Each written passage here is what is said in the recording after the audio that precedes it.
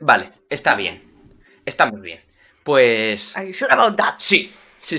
Entonces, yo creo que ya podemos empezar con el capítulo de hoy, que hoy traemos un capítulo...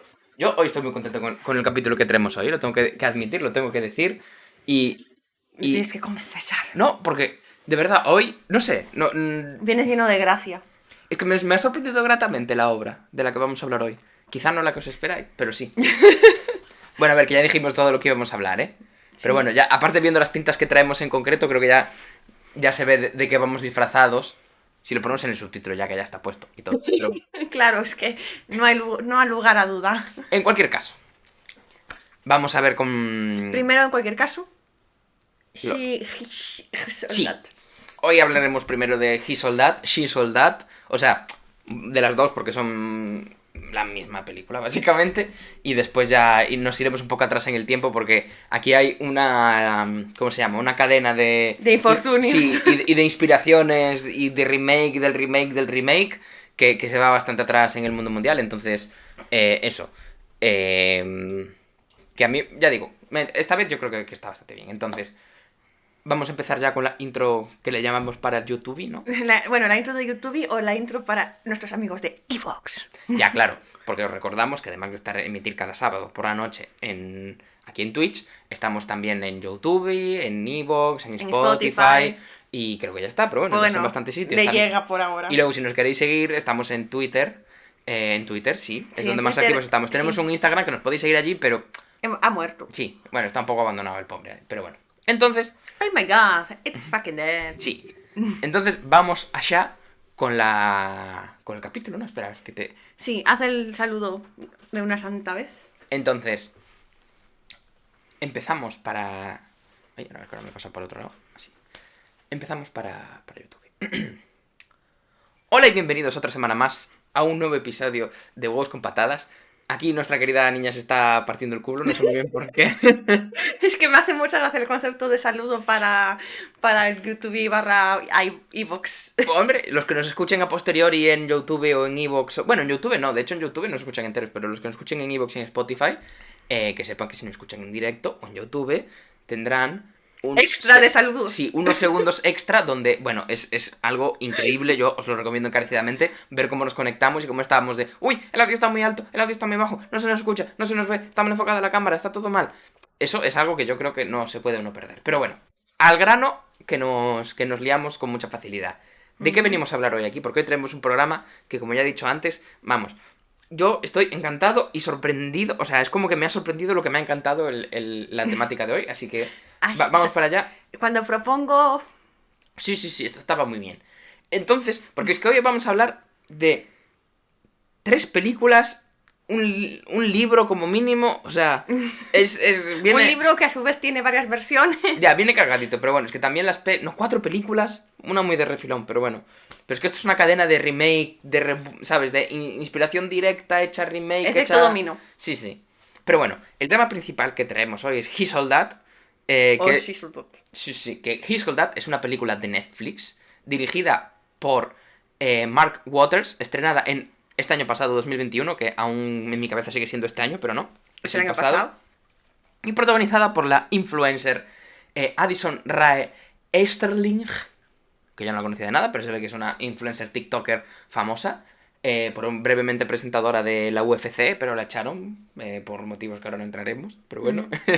Y también protagonizada por el actor Tanner Buchanan, o Buchanan, o Yo Buchanan. supongo que es Buchanan, pero... Pero bueno, en cualquier caso, la película es un remake, como estaréis viendo por la imagen que tenemos aquí al lado, de la película de 1999, She Soldat, con la gracia añadida de que aquí han hecho como un gender swap, un intercambio de roles, ya que en la original el chico es el popular y la otra es la rarilla, la chica, mientras que en la nueva versión ella es la influencer popular, o sea, que han cogido una influencer para ser influencer, no han sido muy tontos, la verdad, y él es el que es un poco en plan en la social y tal, que la que es el makeover, ¿no? Entonces, a su vez, porque creo que es cuando viene la cadena de remake, de remake, del remake, She Soldat es una adaptación al género adolescente, un poco de Pretty Woman, no directamente, pero bueno, sigue esa estela, porque Pretty Woman está a su vez basada en My Fair Lady, y de hecho She Soldat normalmente dicen que está basada es una adaptación de My Fair Lady, pero yo creo que sin Pretty Woman She Soldat no hubiera sido igual, porque... No, porque My Fair Lady no es tan pop. Claro. Y My Fair Lady es una película musical protagonizada por Audrey Hepburn, que está a su vez basada en un musical de teatro homónimo, que está a su vez basado en Pigmalión, obra de teatro de George Bernard Shaw. No, Sean, como lo he puesto en todo el guión, le he llamado Sean, he escrito Sean en todo el guión, hasta que me ha dicho Ángela, Sergio, es Shaw, no Sean. Pero eso es por ver The Good Doctor. Claro, estamos ahora viendo The Good Doctor, la última temporada, que la habíamos dejado ahí abandonada, y bueno, tengo a Sean en la cabeza, es lo que hay. Entonces, lo que sí que, así como las otras películas son un poco más iterativas y cada una va añadiendo más, She Soldat y He Soldat es... O sea, He Soldat es un remake de She Soldat. Por lo tanto, el argumento es el mismo en las dos. Simplemente cambian el género de los roles, ¿no? Entonces, el argumento es que él o la chique más popular del instituto cae en desgracia, lo cual le hace aceptar una apuesta para reparar su imagen y su estatus, tomando al chico o chica, depende de la película, más pringui, raro, friki del instituto, y transformarlo en él o la rey o reina del baile. ¿Ves?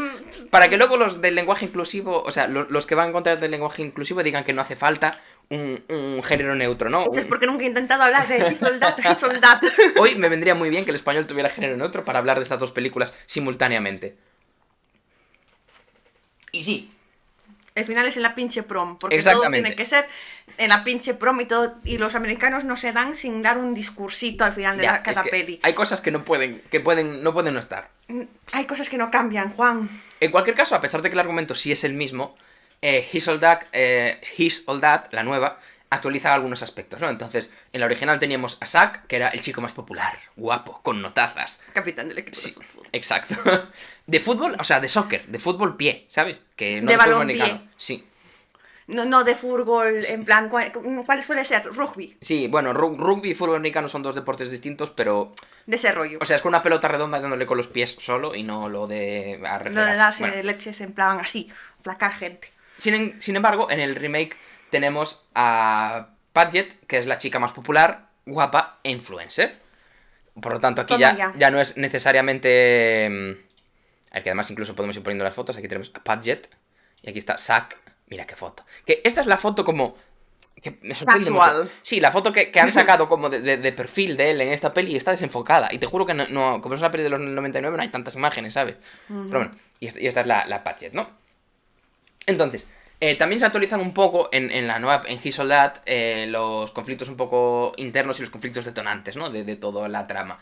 Mientras que la película original, nuestro querido amigo Zack, acaba haciendo la apuesta básicamente por despecho, porque su novio la acababa de dejar por un famosillo de la MTV. ¿Os acordáis cuando la MTV era como relevante? Bueno, y aún así el tío, aunque la MTV fuera relevante, él no lo es. Ya, pero digo, o sea, cuando ser un famosillo de la MTV era como algo wow, ¿sabes? Y bueno, y luego el drama personal que tiene él es que es tan listo, el pobre, es tan inteligente, saca tan buenas notas, que le han admitido en todas las universidades en las que ha aplicado, Harvard, Oxford, bueno, Oxford creo que no, es... Harvard no, Oxford no, era sí. Harvard, Princeton, bueno, sí, las americanas, toda la Ivy League. Sí, Ivy League. Todas esas, y, que no me las y luego sé. el que querían que fuera una en concreto, no me acuerdo cuál. Claro, y luego el drama de él es que a pesar de que lo han admitido en todas las que han mandado la aplicación, su padre quiere que vaya a la misma que fue él cuando fue a la universidad. Y claro, no sabe cómo decirle al padre que no quiere ir a la misma que él porque lo han admitido en puto Harvard. Entonces... O sea, en plan, papá, no me han admitido en Columbia porque quiero ir a Harvard. Ya, no, si supongo que me han admitido, pero... O sea, que no era Columbia, era otra que no me acuerdo cuál era. Era una rara, no me acuerdo. No, bueno, era bastante conocida, pero no me acuerdo cuál era. Sí, pero no era la mítica, quiero decir. Sí, no era Princeton. Eso. Igualmente, como vemos, es una trama de niño blanco rico.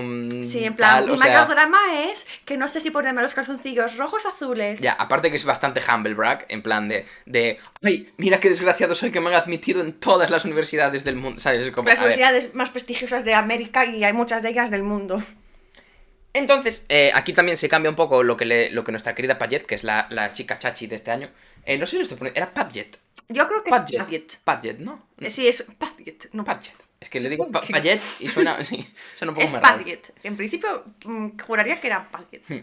Entonces, Padgett, por el contrario, tiene un origen más humilde, hago aquí muchas comillas, porque, o sea, es humilde en comparación con el resto de compañeros de su instituto, que se entiende que son todos como multimillonarios o que tienen mucha pasta la familia, o un nivel de pasta un poco más grande que ella. Pero bueno, sigue teniendo su casa, su madre tiene que trabaja de enfermera y se ve que tiene que trabajar para mantenerlas y mantenerla en ese instituto. Pero bueno, entre las notas y tal, pues tira millas. Lo que sí que esto le hace usar sus ingresos como influencer para en el futuro poder pagarse la universidad y también dar un poco más de estabilidad económica en casa. Entonces el conflicto viene de que tras su ruptura con su novio, que es un otro influencer rapero chungo, al que en teoría ella ha hecho famoso también. Sí, un influencer así de estos, un poquito, no sé, sí. que tiene algún tipo de tela. Sí, lo hacen bastante cabeza hueca al novio.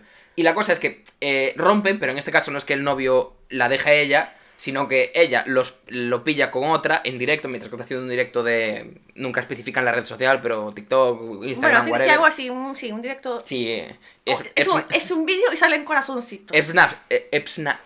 Snapstagram, que no sé quién decía, en algún podcast decían eso para decir en plan una red social aleatoria. Entonces, claro, como el conflicto es en directo y ella tiene un problema de que cuando se pone a llorar en plan de ¿por qué has hecho eso? Le sale un moquillo. Pues, porque es un ser humano. Claro, pero bueno, se hace un meme con ella, entonces pierde mucha popularidad. Todo muy, muy lógico, en plan, te meten los cuernos, te sale un moco y a quien cancelan es a ti. Hombre, sabiendo con la sociedad en la que vivimos tampoco me extraña, lo tengo que decir, pero bueno. En cualquier caso, eso, que esto, claro, le hace perder seguidores, le hace perder sponsors, y esto tiene un impacto negativo en su economía y en la de su economía de su hogar. O sea, pone en peligro un poco que se pueda pagar la universidad o la estabilidad económica en casa, o sea, que es una cosa un poco más tal. Entonces, sin en cambio, con los dos, entre comillas, rarunos o los dos frikis, que aquí tenemos a Cameron, que además aquí le he puesto las fotos en plan... Cameron de la isla. Aquí tenemos a Cameron, que es el de His Soldat, previa y post maqueo. Y aquí tenemos a Lainey, que es pre y post, que, bueno, yo el pelo que le ponen en el pre, no sé qué le hacen para que parezca que lleva una peluca, pero... No sé. Pero bueno. Y aquí sí que no han cambiado mucho, digamos, su backstory. Son dos chavales asociales volcados en el arte. Lainey es artista plástica y hace rollo cuadros collage. Y Cameron es fotógrafo. Y esto es un mecanismo que tienen ellos de supervivencia, un coping mechanism, tras la muerte de sus respectivas madres, ¿no? Uh-huh. Entonces, el original realmente, el She Sold That, quizá no sea el clásico adolescente como que es, por ejemplo, 10 Things I Hate About You, 10 razones para odiarte, que ya hemos comentado, que ese yo creo que es más un clásico de culto, ¿no? Pero sí que la influencia ha tenido una cierta influencia en el género de pelis adolescentes de finales de los 90, principios de los 2000. Y yo creo que hay ciertos tropos, ¿no?, que han calado bastante hondo en lo que sería el género más adelante, ¿no? Como el tema de los dos que se conocen por una apuesta, y esto incluso lo hemos visto recientemente en After, que es de este año pasado, o del anterior. ¿Qué dices? After... No, ha salido la segunda hace poco. La tercera. La tercera, hostia. Creo que es la tercera. Sí. Bueno, pero After salió hace 3-4 años, ¿no? La peli. La peli. Porque los libros ya son bastante viejillos. Ya, pero digo la peli. O sea, cuando...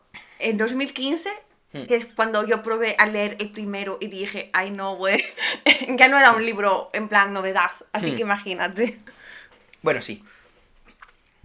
Luego también el tropo del makeover, lo mítico de esto, sobre todo de pelis, de la chica que es feísima, pero que en realidad lo que tiene es el pelo recogido y gafas. Y a veces corrector, como ya, mucho. Y el makeover es sacarle las gafas y cortarle el pelo o dejárselo suelto y ya es como...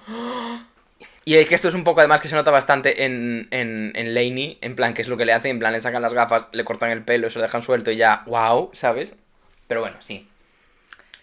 Y ya con esto yo creo que ya podemos pasar a trama y temas.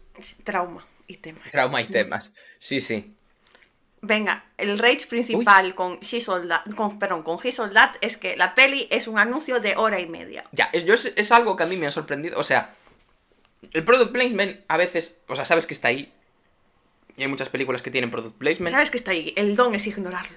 No, pero que muchas veces no te das cuenta, ¿no? A veces luego si lo piensas dices, hostia, sí que la verdad sí que se ha visto esta marca o no tal. Pero es que esta peli es flagrante, o sea, hay un momento en el que llega a una fiesta el Cameron y una amiga que tiene, y que es en plan de que dice, qué coño hace fiesta, no sé qué. Bueno, menos mal que tenemos Domino's Pizza. Y cogen una pizza en plan, ¿sabes? Y es en plan...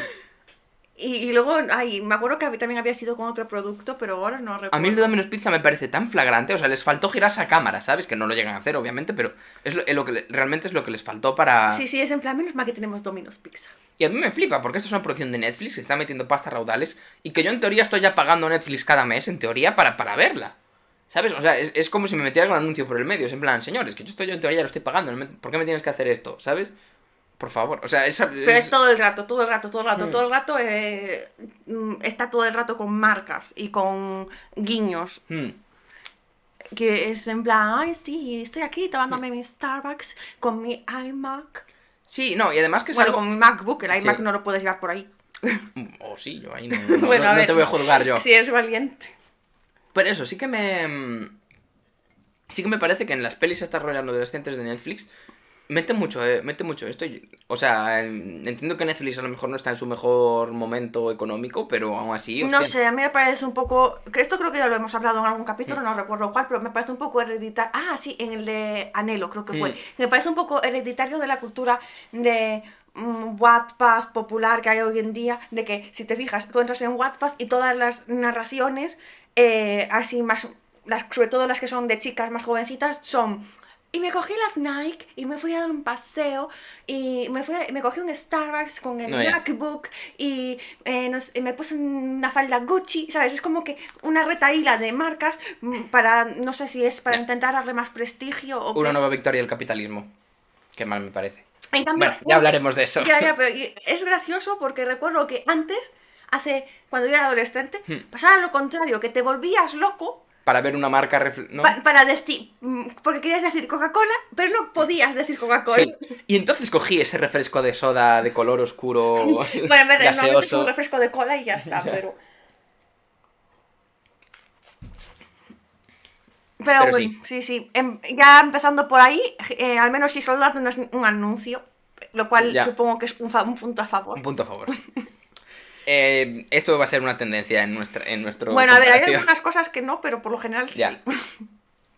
Entonces, luego está el tema del conflicto de Padgett, que me resulta peculiar porque, a pesar de que Uy. tiene bastantes elementos que podrían resultarnos interesantes o llamativos, o al menos con los que podemos empatizar, está completamente mostrado de forma anecdótica y desaprovechado por completo. Sí, porque esto además en el papel se ve como una mejora sobre la trama anterior, porque la trama de She's All That es bastante insustancial, la backstory que te dan de los personajes principales es anecdótica y casi no se usa para nada, simplemente para dar una pincelada y ya está. Y aquí por lo menos intentan, pues lo que criticábamos de Zack, ¿no? Que era en plan First World Problems, pues aquí por lo menos le intentan dar un toquito un poco más, vale, ¿sabes? Working class. Sí, o por lo menos que digas, vale, tiene un efecto un poco más, entiendo que esta señora está un poco preocupada. Sí, no es, oh Dios mío, de repente voy a dejar de ser un macho cabrío, ¿sabes? Es Claro. más estilo, pues a lo mejor he perdido mi pasaporte a la universidad. Claro. Entonces, y claro, luego con las consecuencias que eso tiene, ¿no? Pero sí que al final usan todo esto el tema de que la Padgett es pobre o más pobre que sus compañeros y tal, como algo... Como para venderlo como un complejo. Lo Sí. venden de la misma forma en la que venderían que le sobran 5 kilos o que tiene un grano en el medio y medio de la nariz.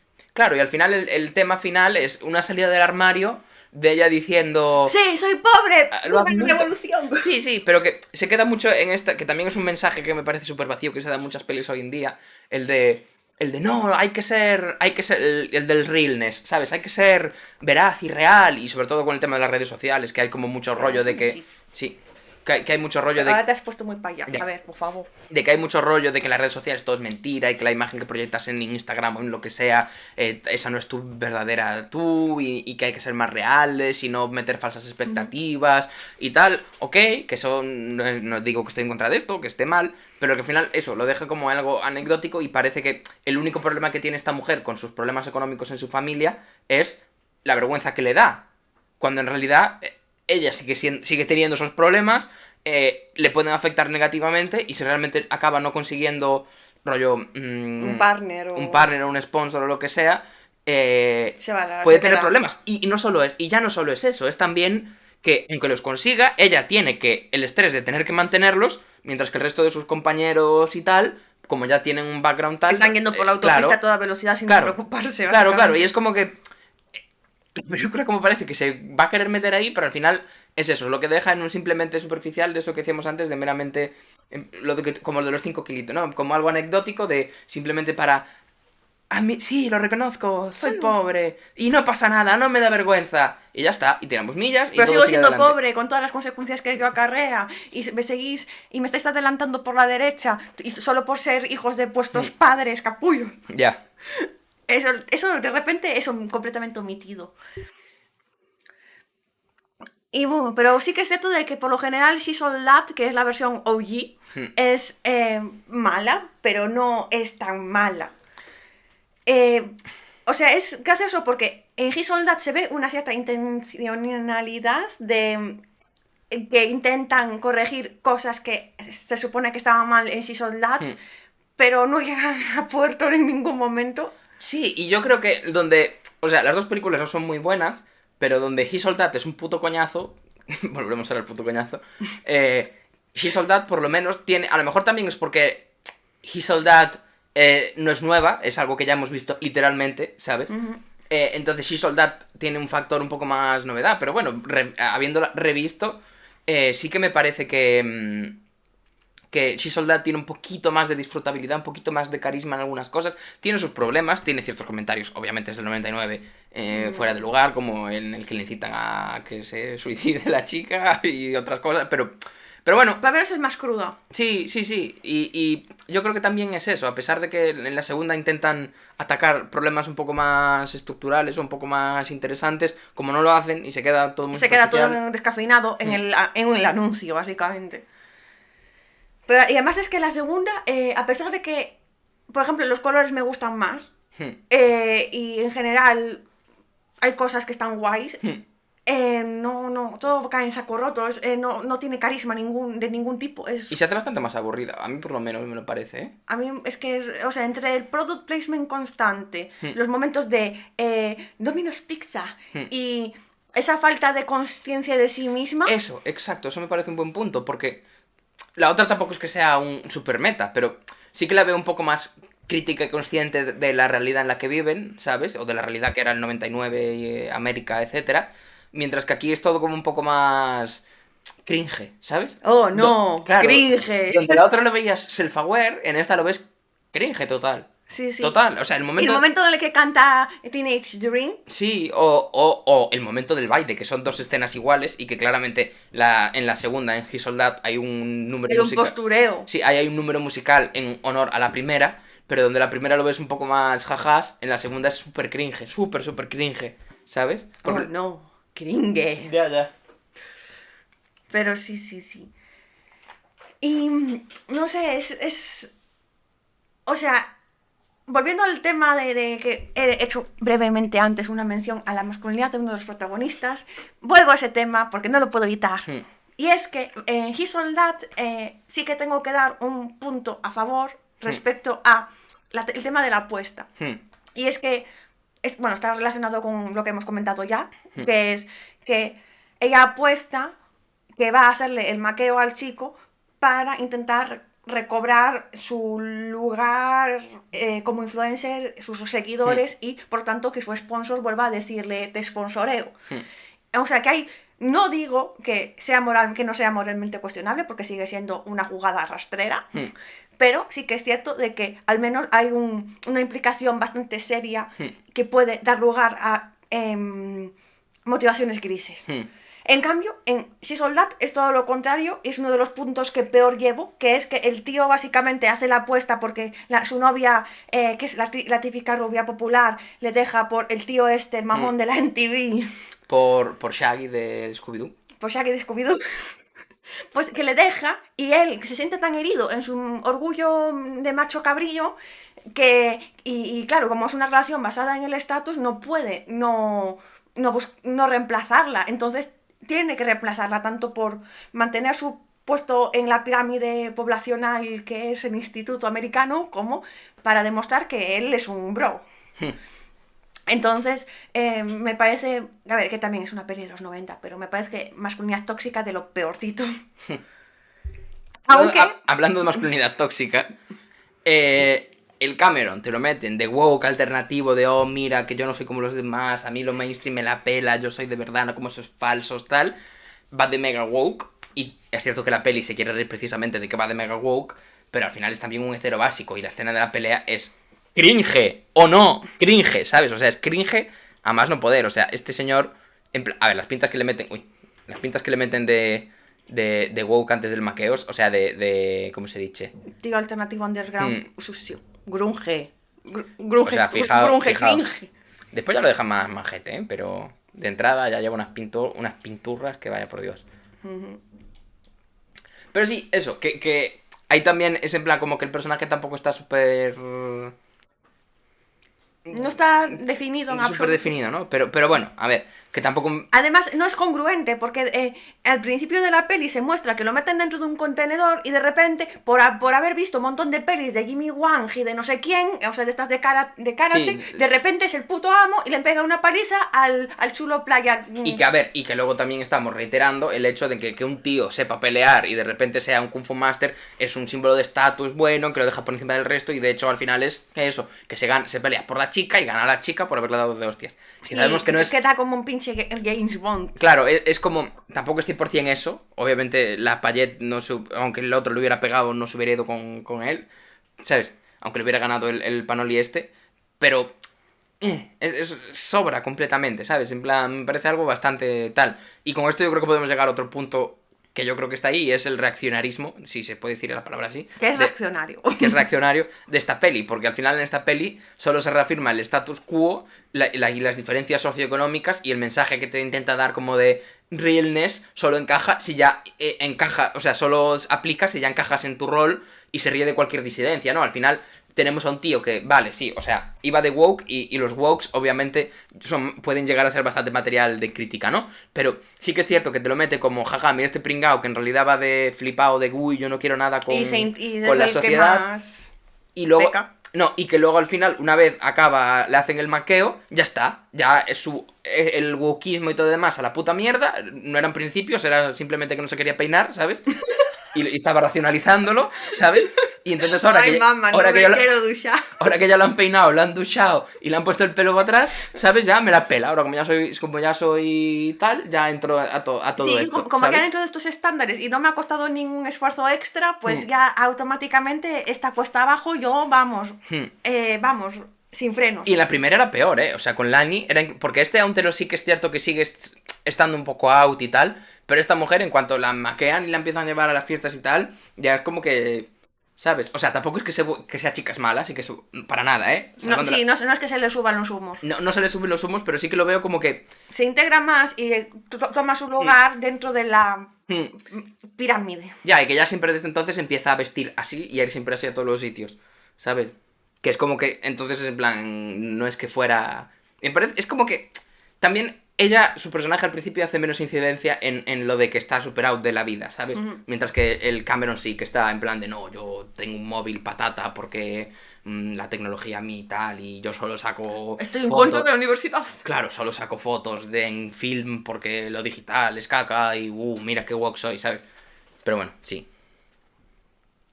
Aunque bueno, el anti-woke es el exnovio de esta señora, que es el influencer, el Jordan Van Drenenbeeb.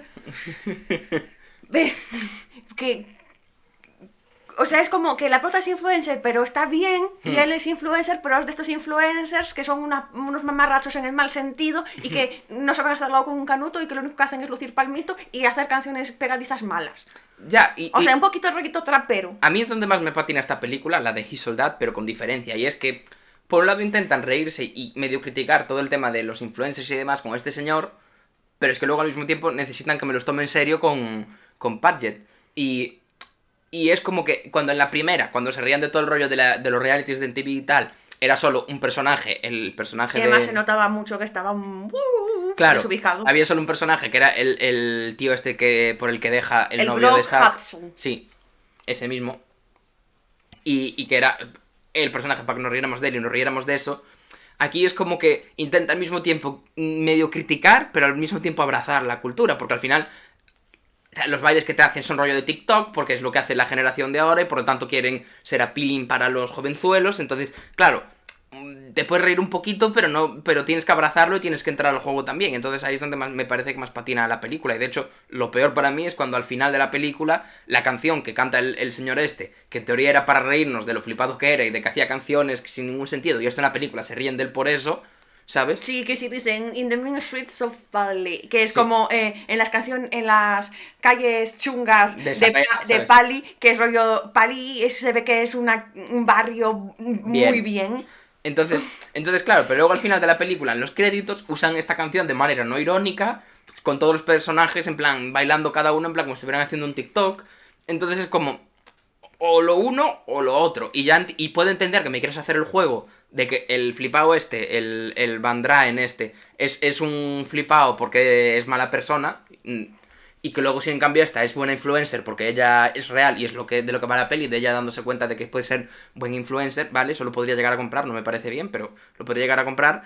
Pero es que al final incluso usan la canción de este hombre de manera no irónica, por lo tanto ya se cargan cualquier mensaje que quisieran dar o cualquier línea que quisieran seguir, ¿sabes? La conclusión a la que llegamos, queridos míos, es que there's no mean streets in Pali. No.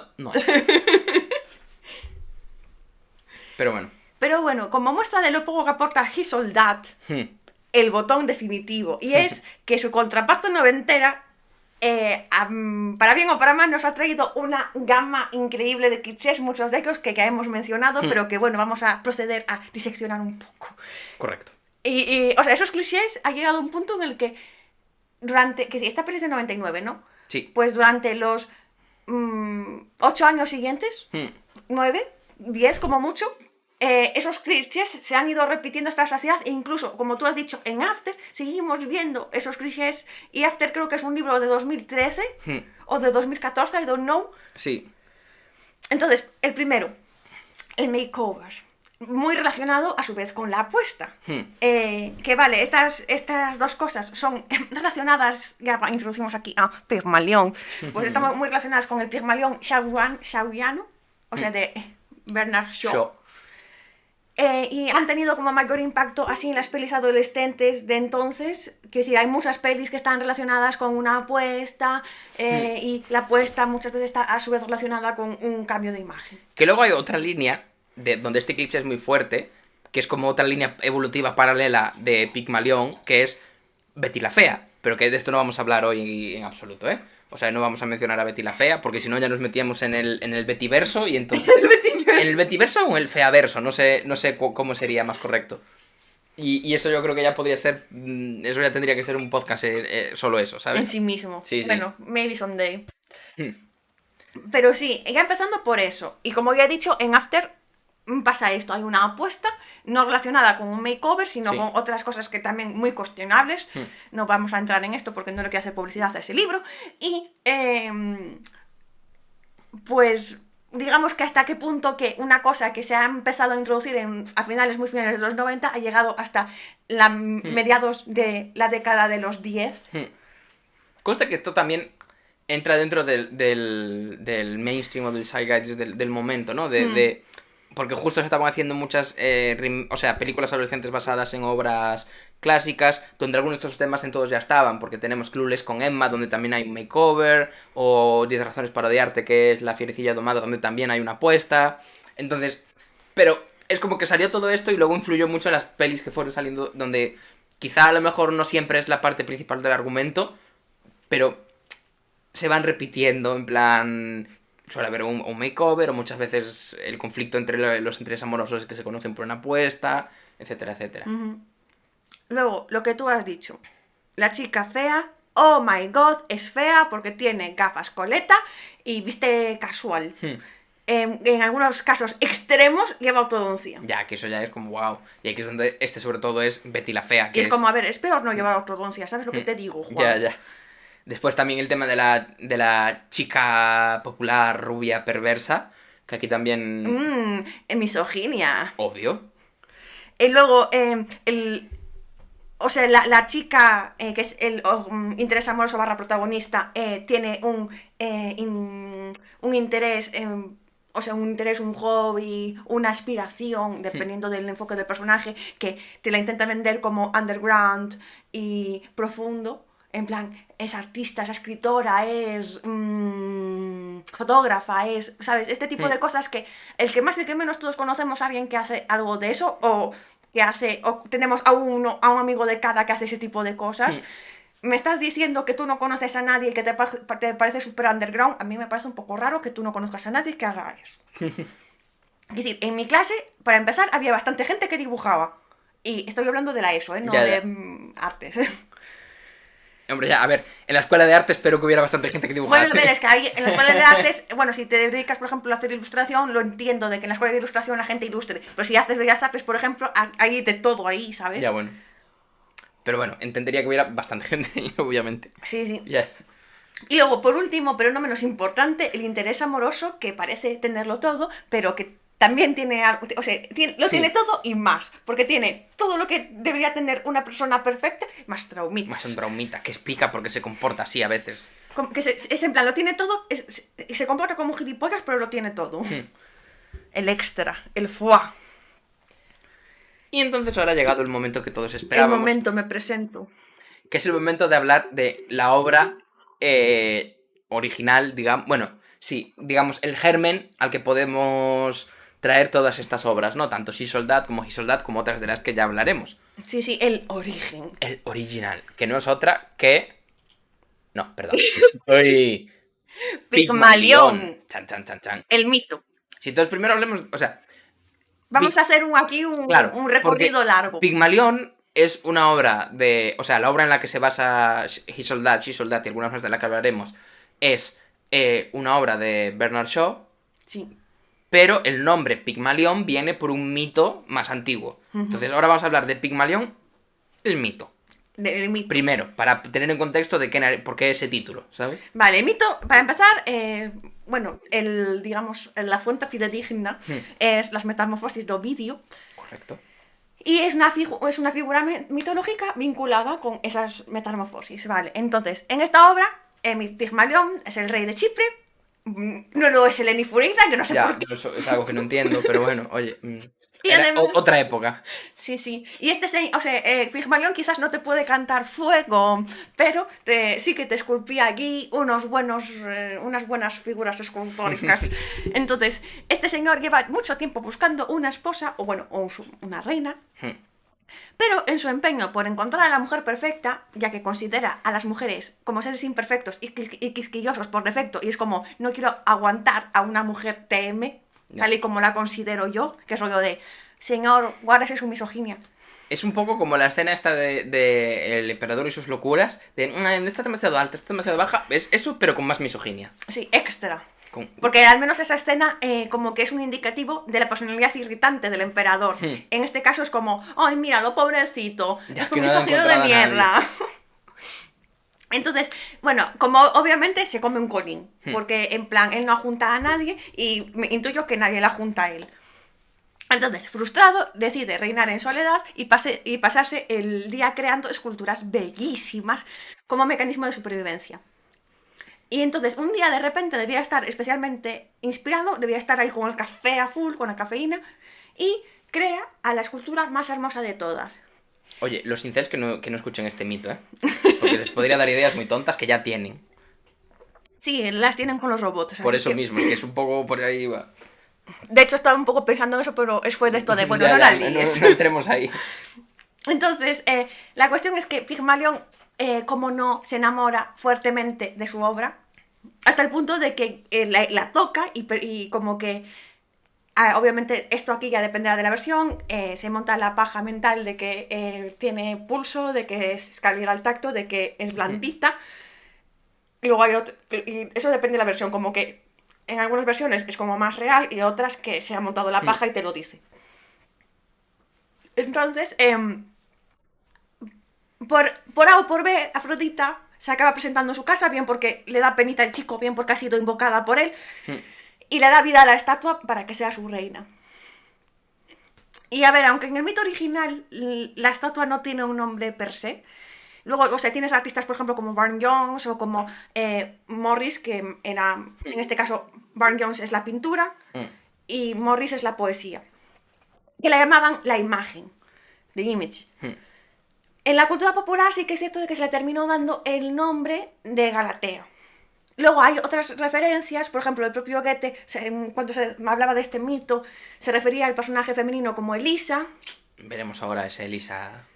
Y esto de Elisa está muy relacionado con las raíces fenicias que tenía este mito, porque realmente este mito hace relación con todo el tema de Cartago, Dido, porque Dido y Elisa, es decir, es el mismo personaje, entonces Pigmalión en este caso sería el hermano, pero realmente no es, es decir, hay raíces, pero no es que sea Claro, el lo mismo mismo. mito.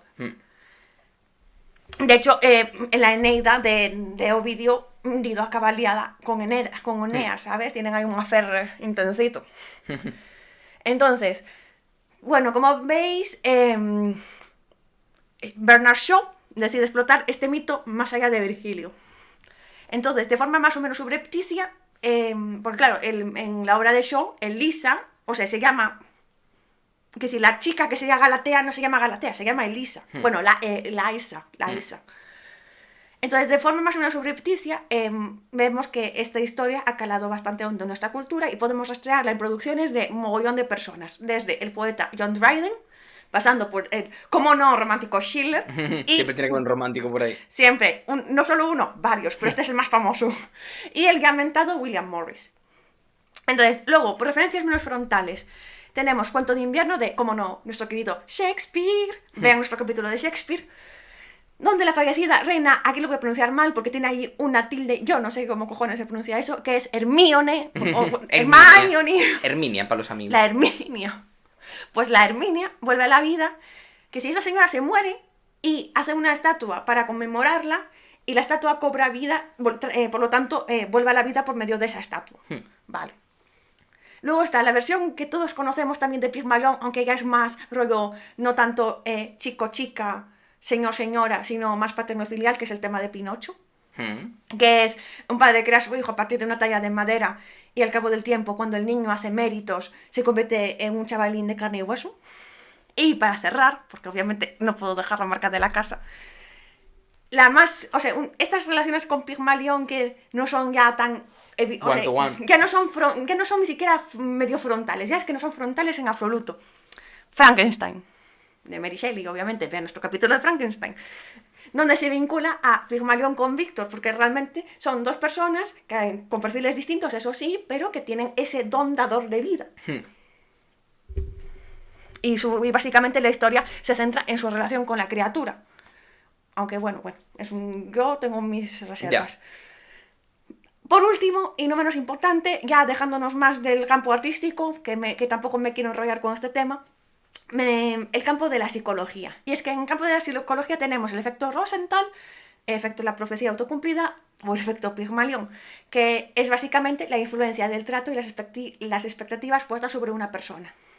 Y cómo éstas terminan moldeando el desempeño en respuesta a las acciones de los demás. Es decir, si te tratan de forma positiva, tu desempeño será mejor; si te tratan de forma negativa, tu desempeño será peor.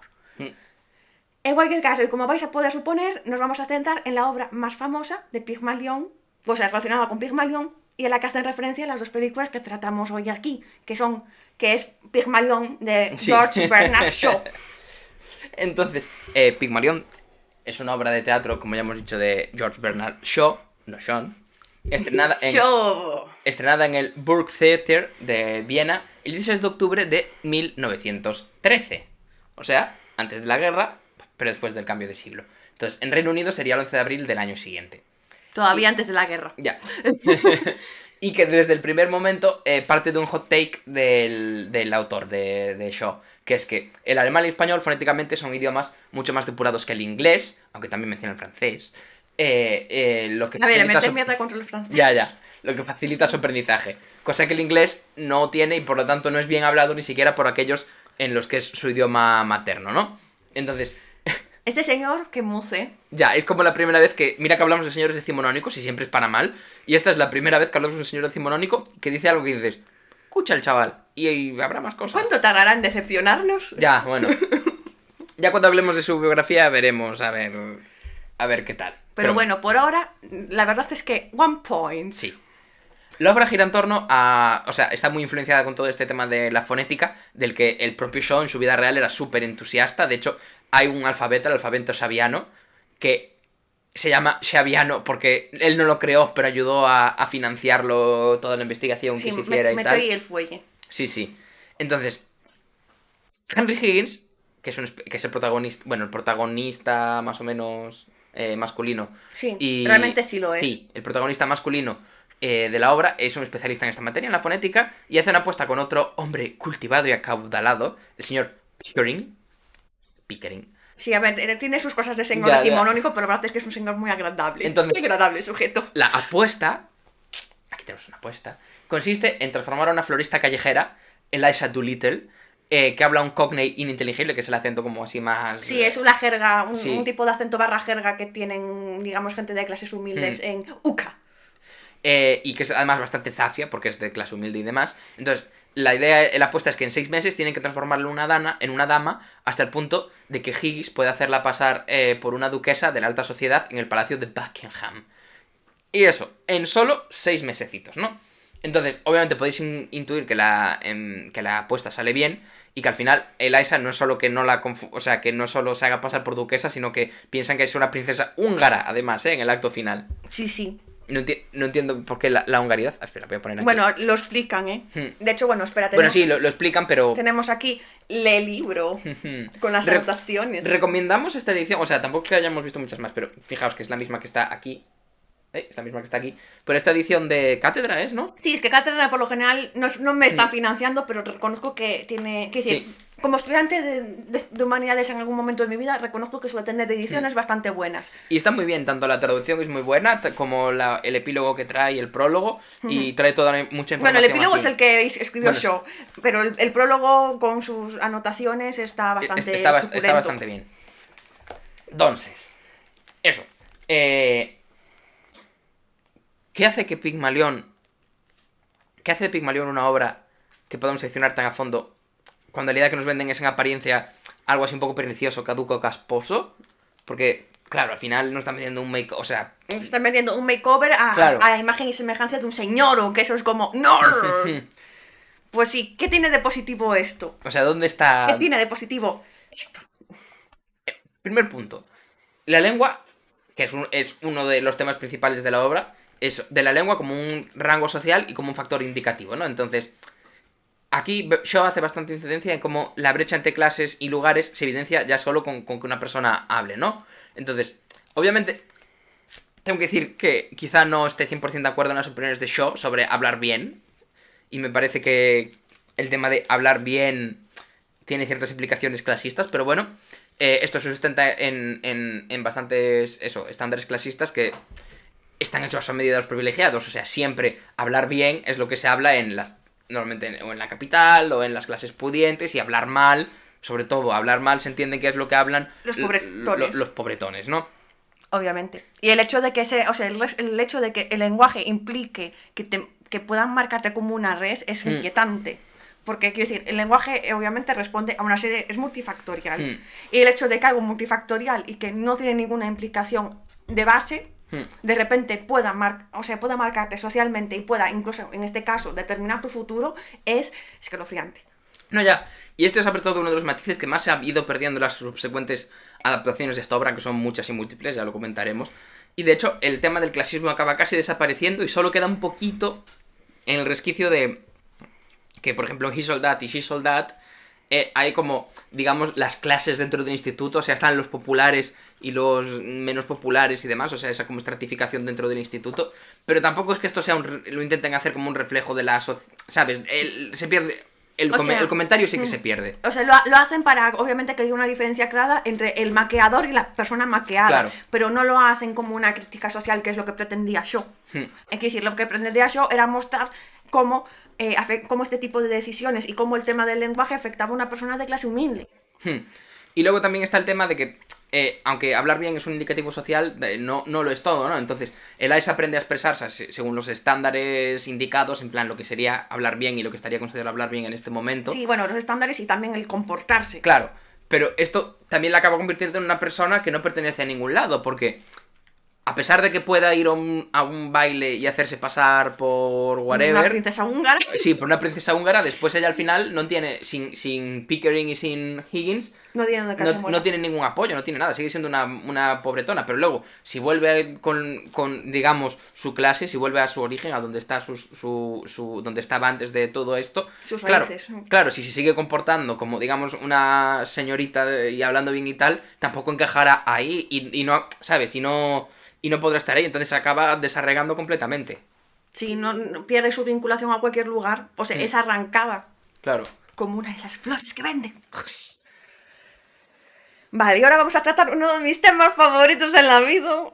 La jerarquía y clasismo en la sociedad post-victoriana. Gracias, gracias. Es que siempre igual, es que no cambio. Y es que, obviamente la sociedad post-victoriana es una sociedad post-industrial. Entonces, ¿qué se vendió con el concepto de industrialización? La idea, en general, sobre todo en América, del ascensor social. Entonces, ¿qué pasa con el ascensor social? Que aunque te vendan que tú puedes, no importa de dónde vengas, no importa qué hagas, lo único que importa es que te esfuerzas, podrás ascender socialmente. Y obviamente esto es un recurso para que tú pringues. Ya, para que tú te esfuerces, pringues mucho y otros no se tengan que esforzar ni pringar nada. Exacto.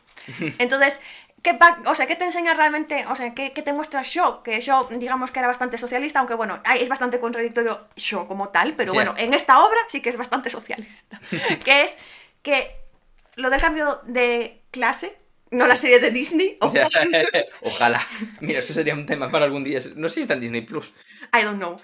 Que el ascensor social es un cuento de viejas y que realmente... No, si cambias de clase social, es algo multifactorial, normalmente asociado a que has coincidido con una persona rica Sí, que un rico ha decidido que... Un rico ha decidido adoptarte. Y no hay tantos ricos como para que decidan por todos nosotros. Y además esto hay que tener en cuenta que estamos en un contexto preguerras mundiales, o sea, es una obra entera de 1914, y por lo tanto... Hay que tener en cuenta que aquí aún había el orden mundial o el orden... No, o sea, el orden mundial fue absurdo. Ya. O sea, que el orden social, perdón, aún era el imperantum era el tipo Belle Époque, que aún es algo que hoy nos parece ya muy caduco, pero es que en aquel momento socialmente estaba estratificado... O sea, hoy también está muy estratificado, obviamente. Pero la estratificación de clases que había... era súper rígida. Y aún tenía una estratificación basada en clase en cuanto a aristocracia, o sea... Estamos en una época en la que ser marqués, o ser duque, o ser noble, o ser tal... Tenía, aristócrata, en cualquier caso. Aristócrata tenía implicaciones reales en tu estrato y en cómo o sea, y que ser marqués era algo a lo que aspirabas tú como persona no marquesa. Bueno, sí. Como si estabas por debajo, ¿no? Bueno. O sea, digamos que el ascensor social lo veías en esos términos de aristocracia, mientras que hoy en día es algo que nos parece súper caduco y el ascensor social nos parece casi en términos meramente económicos. Pero en aquel entonces aún había mucha presencia, más que de lo económico, de esa escalafón social. Y más en la Inglaterra, ¿sabes? Donde la aristocracia estaba muy arraigada. No quiero decir que en España no, pero quiero decir que en Inglaterra... Cuidado. Sí, en España también, obvio. No sé si incluso más, tampoco lo sé. Bueno, a día de hoy diría que incluso más. Hay más gente terrateniente con titulitis. Ya. Pero bueno, sí que es cierto de que en la vida antes de 1914... ahí está, quiero decir, el dinero no lo es todo, es decir, el hecho de que tú seas una persona rica, sobre todo si es una persona rica reciente, es decir, una persona rica de primera generación, por ejemplo, como Molly Brown, que su marido encontró una mina de oro, pues... Cosas que te podían pasar. Sí. Es un poco más complicado. Pues, decir, esto no te garantizaba para nada el acceso. Que si tú eras rico, obviamente te juntabas con la gente rica, pero no garantizabas que te dieran su beneplácito, digamos. Eras new money, y ser new money tenía ciertas implicaciones, nada que ver con la aristocracia. Pues esto es un poco lo mismo.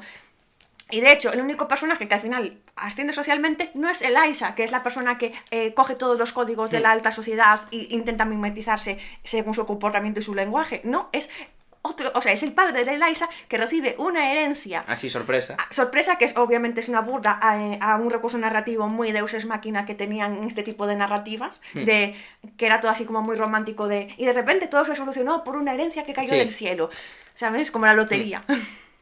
Pues... Realmente es eso, de que El padre de Liza es un hombre súper zafio que no cambia en absoluto su comportamiento, pero como recibió una herencia, ascendió socialmente, a pesar de que nunca será un aristócrata, pero ascendió socialmente. Y su hija, que se comporta como un aristócrata, llegado el punto, no asciende socialmente. Porque más hay que tener en cuenta que Eliza finge ser duquesa, princesa y tal, no finge ser rica, ¿sabes? Que eso también es algo interesante. Y aquí es donde tenemos, yo creo que uno de los temas que además liga mucho con un capítulo que ya hicimos, en el del quiche. Véanlo en YouTube. Sí, que es en el que hablamos de Flos Mariae, ¿no? Sí. Y que es de cómo, claro, típicamente las clases altas tenían unos ciertos códigos, ¿no? Que estaban reservados a ellos. Y estos códigos estaban reservados a ellos por una cuestión meramente de potencia, o sea, de poder. O sea, tenían esos códigos ellos porque podían. Y si tú no los tenías era porque no porque no quisieras o no decidieras tenerlos, sino porque literalmente no podías, no tenías acceso a esos códigos lingüísticos, estéticos, de ropa, etcétera. En cambio, en el cambio de siglo, ¿no? En el siglo XX, al principio, ya empezamos a ver como un mayor acceso de las clases más bajas a empezar a tener acceso a ciertas cosas que le podrían parecer, ¿no? O empezar a acceder a tener esos códigos, sobre todo a nivel de vestimenta, a nivel material. A ver, claro, es que ten en cuenta de que a principios del siglo XX es cuando empezó todo el tema de los grandes almacenes, por ejemplo. Exacto. Y aquí es donde también se volvió, yo creo que hubo un cierto movimiento de aristocracia entonces... ¿Cómo les vetamos? Sí, entonces, vale, no es lo material lo que nos diferencia, es nuestros modales, nuestro comportamiento, nuestra manera de hablar, que es la buena. Y aparte de que, obviamente, esto lo veían como una justificación casi divina, en plan de que ellos son mejores por sangre, por nacimiento, por elección divina. Sí, usen justifícalo como quieras. Que quieran. Y que si los pobres son pobres y hablan así y se comportan de esa manera, no es porque no se les haya enseñado, sino porque son por nacimiento, porque así como por linaje ellos son así, pues los pobres son por linaje son de la otra manera. Entonces también esta obra yo creo que intenta romper un poco con esta justificación, digamos, de estas diferencias de clases, diciendo que tú puedes coger a alguien que es de origen humilde y el más zafio y la más no sé qué, y enseñándole fonética y un poco de modales y tal... Y vistiéndola como tal, obviamente. Y vistiéndola como tal, la podrás hacer pasar porque es que no hay otra diferencia. Es una cuestión de cómo te han criado y en qué entorno te has movido. Es un poco... al final esto todo se define con si la mona se viste de seda, mona se queda. Porque ese dicho es bastante... en plan... No es muy shaguiano. Claro, exacto. Y aquí te dice, no, si vistes a la mona de seda y le dices que no se comporte como una mona, pues al final, al menos en esos entornos, dejará de ser una mona, ¿sabes? Luego a la hora de volver a la Tierra ya veremos. Ya.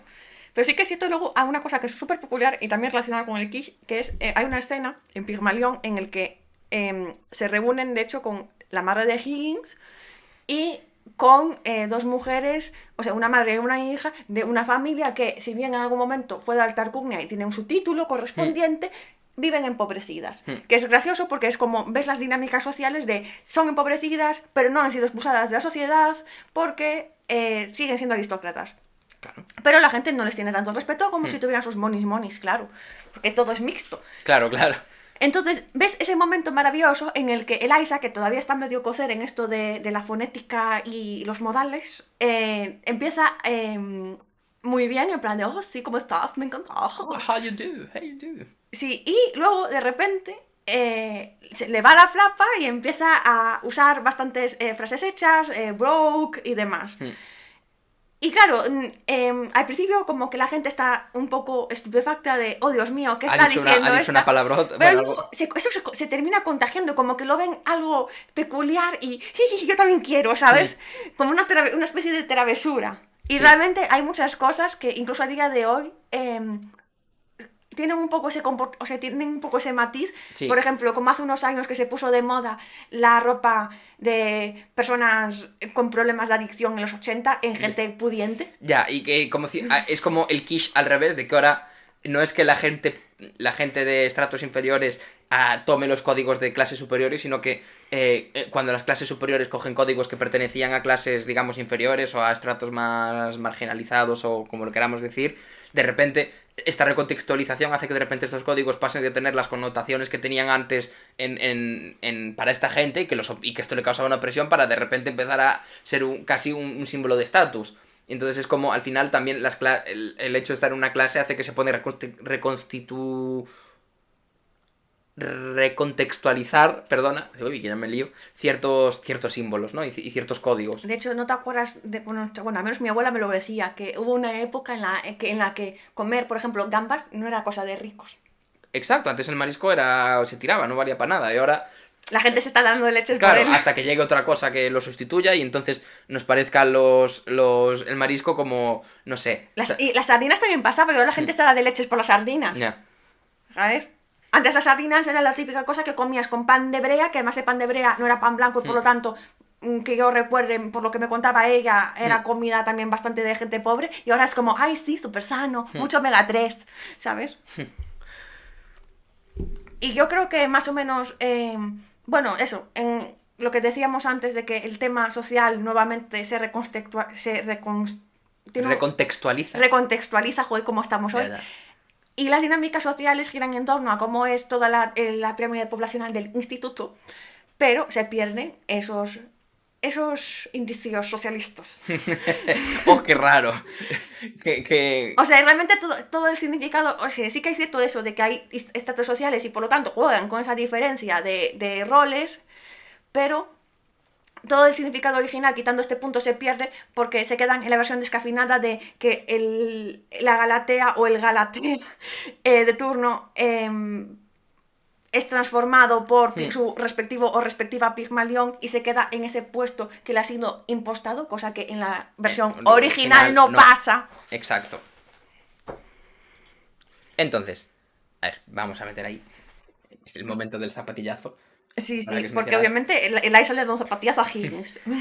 Entonces, next macro topic, ¿no? Que serían los planteamientos de ejes convencionales asociados a la clase y al género para retorcerlos y o desmantelarlos. Que yo creo que aquí es una de seguir esta vía es un poco la que ha hecho que después la pudieran deshacer y transformar la obra en otras cosas, ¿no? Ay, yo. Claro.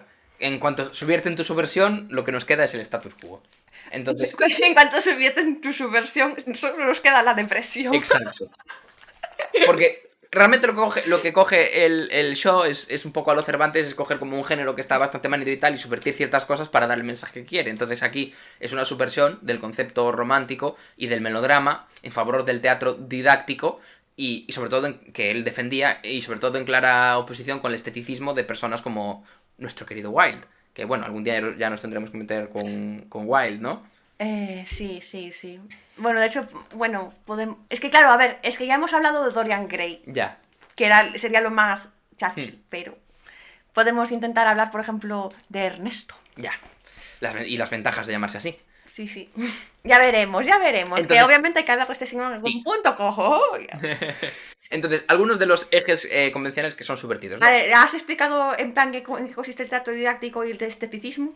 Hombre, el pensar que era bastante self-explanatory, pero lo explicamos. El teatro didáctico es aquel en el que consideras que o sea, que el teatro tiene que tener un mensaje, ¿no? Y tiene que intentar, entre comillas, no aleccionar, o sea, porque tampoco es que Pigmalión sea, en plan... un sermón. Sí, un sermón, ni mucho menos, pero sí tener un mensaje más allá y tiene que servir para transmitir ese mensaje y esa cosa, mientras que el esteticismo defiende que tiene que ser el amor bonito. Por el amor, sí, el arte por el arte. Entonces eso, los ejes convencionales que se subvierten aquí. Entonces por un lado tenemos a Higgins, que es lo más parecido al paradigma del frío hombre cerebral obsesionado con el objeto de estudio pertinente, que podemos encontrar por ejemplo en Fausto o Frankenstein. Vean nuestro libro de... Sí, vean el programa de Fausto o el programa de Frankenstein, que es el de Pokémon. Y en lugar del protagonista típico de melodrama que nos intentan vender en las adaptaciones posteriores, ¿no? Sí, claro, es un protagonista como más clásicamente... Más dandy, ¿no? Más clásicamente romántico. Claro. Además, parte de su misoginia está mezclada con un Edipo un poco turbio, o sea que... Sí, porque a ver, él dice básicamente que no... Porque Higgins es un soltero de estos que irremediable. Está en sus 40 sí. Y no tiene pensado casarse ni a corto ni a largo plazo. Y básicamente dice que es porque no ha encontrado una señorita que le plazca. Y su argumento estrella es que la única señorita que ha encontrado que le place es su madre. Y yo en plan de, chico, al psicólogo. Ya, ahí hay conflictos no resueltos. Y luego aparte que también da la sensación de que mientras que la misoginia de Higgins en el libro, o sea, en Pigmalión, en la obra original, está un poco más... No la llegan a criticar tampoco, o sea, que tampoco es algo tal, pero sí que está un poco más semi-parodiada o está puesta un poco más en el foco para que tú digas, uy, esto igual no está muy bien. Según va avanzando las películas, o sea, las adaptaciones, esta misoginia se va perdiendo ese enfoque un poco más pseudo-crítico, que ya no era súper fuerte en la original. A ver, hay que partir de que es una obra del año de la pera. Claro, pero que se acaba ya, en plan... Se diluye. Sí, se diluye y casi se le da la vuelta y acaba siendo casi una romantización de estos aspectos. Sí, se magnifica, porque es que en My Fair Lady, cuidado. Sí. La canción de ¿por qué no pueden ser las mujeres como los hombres? Es que claro, ellas se tienen envidias y se dan de leches y es como, ay, por favor, ya, yo acuéstese. No, ya, y sí que le dan un toquecito como de jaja a este señor, pero al final yo creo que es el nacimiento eran los 60, el nacimiento del humor boomer de jaja. Odia a mi mujer. Sí, las mujeres, jaja, y los hombres, jaja, ¿sabes? Pero bueno. Pero sí. Después, Eliza, ¿cómo subvertimos a Eliza? Porque Eliza no es una... o que subvierte Eliza, mejor dicho. Eliza no es una clásica cenicienta, ¿no? Que termina su educación para ser casada. Que pasa pasando de vender flores a venderse ya como producto. Sino que es un poco como diría Shaw, el propio autor, es la fierecilla domada que no es domada. O sea, es la fierecilla no domada. Nuestro capítulo de Shakespeare. Es un capítulo de razones para odiarte. Entonces, es como la creación que se revela con su creador, ¿no? Y de hecho esto es algo que además se dice explícitamente en la obra. Hay una conversación que tienen contra el final Eliza y Higgins, que es una conversación que tienen en el momento que tenemos ahora en pantalla, que es cuando le lanza las zapatillas, en la que le dice, bueno, que ella le dice, bueno, ¿y qué voy a hacer yo? Y explícitamente habla de su situación de desarraigo. Y Higgins le dice, bueno, pues cásate, ¿no? ¿Qué vas a hacer? Y ella, ya, o sea, me estás diciendo que pases a vender flores. O sea, que antes, de hecho dice, es más, dice, antes por lo menos solo vendía flores, solo tenía que vender flores, pero ahora me estás diciendo que me tengo que vender a mí misma. ¿Sabes? Incluso lo ve como algo peor, como un paso atrás, ¿no? Claro, es que realmente es una forma... Sí. Básicamente. Es el matrimonio de prostitución, lo debatiremos en otro momento. Bueno, como mínimo es una relación de... Tal y como se contemplaba en esa época, es una relación de compra-venta. O sea, no lo estamos diciendo en el contexto actual, ¿eh? Entonces, y luego el otro eje que se subvierte, o el otro personaje un poco así subversivo, es... Aunque bueno, a mí lo que me encanta es el rollito en el que Eliza acaba siendo... de repente la criatura de Frankenstein y comparten rasgos en común porque de repente ambos están desarraigados un poquito solos en el mundo incluso y se rebelan contra su creador y es como amazing. Sí, ya. Es que los paralelismos con Frankenstein son un poco menos, digamos, directos en algunos aspectos, pero luego en otros son muy directos, ¿no? Sí, es en plan, la criatura y Eliza están desarraigados ambos, ambos están desesperados, ambos se sienten solos y ambos deciden que su creador es una caca. Entonces, Freddy, que es el que acaba siendo el marido de Eliza, es un personaje bastante secundario. Al final también lo saca un poco en plan de... Bueno, es que de eso al principio en las primeras versiones era no solo secundario, sino anecdótico. Y luego en las siguientes como que le fueron dando más personalidad el propio show porque vio que había un planteamiento, una subversión que podía hacer con él y sacarle juguito.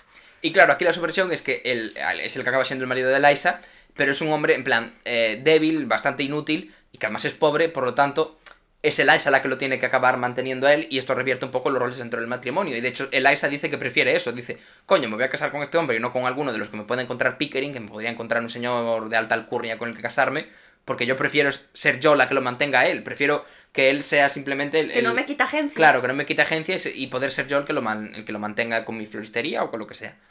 Entonces, obviamente, esto en las películas, estas subversiones en las películas se pierden, pero se las fuman. Completamente. No hay ni un atisbo, como antes que había un pequeño atisbo. Aquí no hay nada. Y todo esto se ha perdido sobre todo en respuesta al fenómeno social que dio la obra y sus adaptaciones y sus representaciones, que eso lo hablaremos en la siguiente sección. Otra sección también un poco clásica de mí, creo, que es la emancipación de la mujer en la obra de Shaw. Y es que, tras ser educada como una señorita, como ya hemos dicho, Eliza, como también hemos dicho, es arrancada del lugar al que pertenece, pero tampoco es integrada en su nuevo entorno. Es decir, hacen el amago de integrarla, pero es una integración fachada. Realmente ella nunca va a pertenecer a ese sitio porque las condiciones socioeconómicas y políticas de esa época no iban a permitírselo. Así que eso la deja en una situación de vulnerabilidad enorme porque la única vía que le queda, llegado a ese punto, es casarse con un señor que la supere en clase social, pero que ella como que supla sus carencias con las habilidades que ha aprendido gracias a Higgins. Y Eliza, sin embargo, sí que termina casándose, pero con Freddy, Claro. que es la única persona que le puede garantizar esa independencia, porque la opción clásica es que ella, el perro de los huevos, pero es muy cute, la única persona que no amenaza es sus deseos de independencia, porque realmente Eliza se aferra a su independencia con uñas y dientes. Claro, porque además también ve un poco como o sea, al principio de la película es ella la que decide ir a ver después de un primer encontronazo un poco feo con Higgins, es ella la que decide ir a Higgins a pagarle para que le enseñe a hablar mejor, pero ella simplemente lo ve como un método para mejorar, prosperar. Claro, para que la puedan contratar en una floristería y no tener que estar vendiendo flores en la calle. Entonces, como para poder montarse ella su propio chiringuito, ¿no? Y que tal. Ella no pretende acabar siendo una duquesa o un tal. Esto es algo que se montan el Higgins y el Pickering, ¿sabes? Un poco casi sin ella estar... No, es que ella la usan como una muñeca. La madre de Higgins tiene razón. Sí. La tienen como una muñeca a la que vestir, desvestir, aunque eso suena un poco obsceno, no es en ese sentido. Ya. Les falta maquillarla, porque en aquella época lo de maquillarse no se llevaba mucho, que era un poco más de underground, que si no... Ya. Pero bueno, eso es ahí un poco donde se ve como al final ella también acaba perdiendo agencia con todo esto, y también yo creo que es algo que... Y por eso al final hay esta escena de confrontación. Claro, y que es algo que eso también intenta decir, en plan, que muchas veces te quieren vender que esto de llegar a ser duquesa y no sé qué es todo lo que tienes a aspirar, cuando en realidad no. Seguramente tú como mujer lo que querías es tener esa agencia, esa poca agencia que podías haber ganado, ¿sabes? Como vendedora de flores, no perderla, ¿sabes? Sí, es que a ver, en esta cuestión es el tema de... Hay dos temas. Una vez saltas tus problemas como persona pobre, es decir, como tus problemas de escalafón social, tienes que superar los del género, o al revés. Una vez saltas los del género, tienes que superar tus problemas relacionados con tu clase social, ser de clase obrera. Pues este es el misterio. El primero ya lo hemos visto, cómo se resuelve. Solucionas el tema de que eres pobre, pero tienes que pagarlo subyugándote a los roles de género de las clases altas, asociados a las clases altas, con sus propios códigos relacionados con las clases altas, porque cuando una mujer obrera sí que estaba permitido que trabajase en unos trabajos concretos, obviamente, a no ser que fuera extremadamente pobre, que en ese caso pues se jodía y bailaba, básicamente. ¿O otras cosas? Sí. Pero bueno, a ver, yo qué sé, sí. trabajaban también en fábricas y además mucho peor pagadas que sus contrapartes masculinas. Pero me refiero que normalmente es como, dependiendo del estrato social, la feminidad conlleva también una serie de comportamientos y de códigos. No es una feminidad uniforme. Ese es el primer punto, y es el punto que ella resuelve casándose con Freddy. Porque Freddy es la persona que le permite no quedarse atada a un señor que entiende el matrimonio como una compraventa en la que tú eres el producto y te vas a dedicar a darle niños y callarte la boca. Ahora bien, ¿qué hace ella cuando está con Freddy y decide mantenerle? Abren su propio negocio, una floristería. Esa floristería está financiada por Pickering, porque es un señor muy agradable. Desde aquí te mandamos un saludo, Pickering, aunque no existas. Ahora bien, este es el segundo problema, que es lo que decía yo, vale, superas tus problemas relacionados con los obstáculos relacionados con el género. ¿Qué quedan de los obstáculos relacionados con tu clase social? Que eres pobre. Eres pobre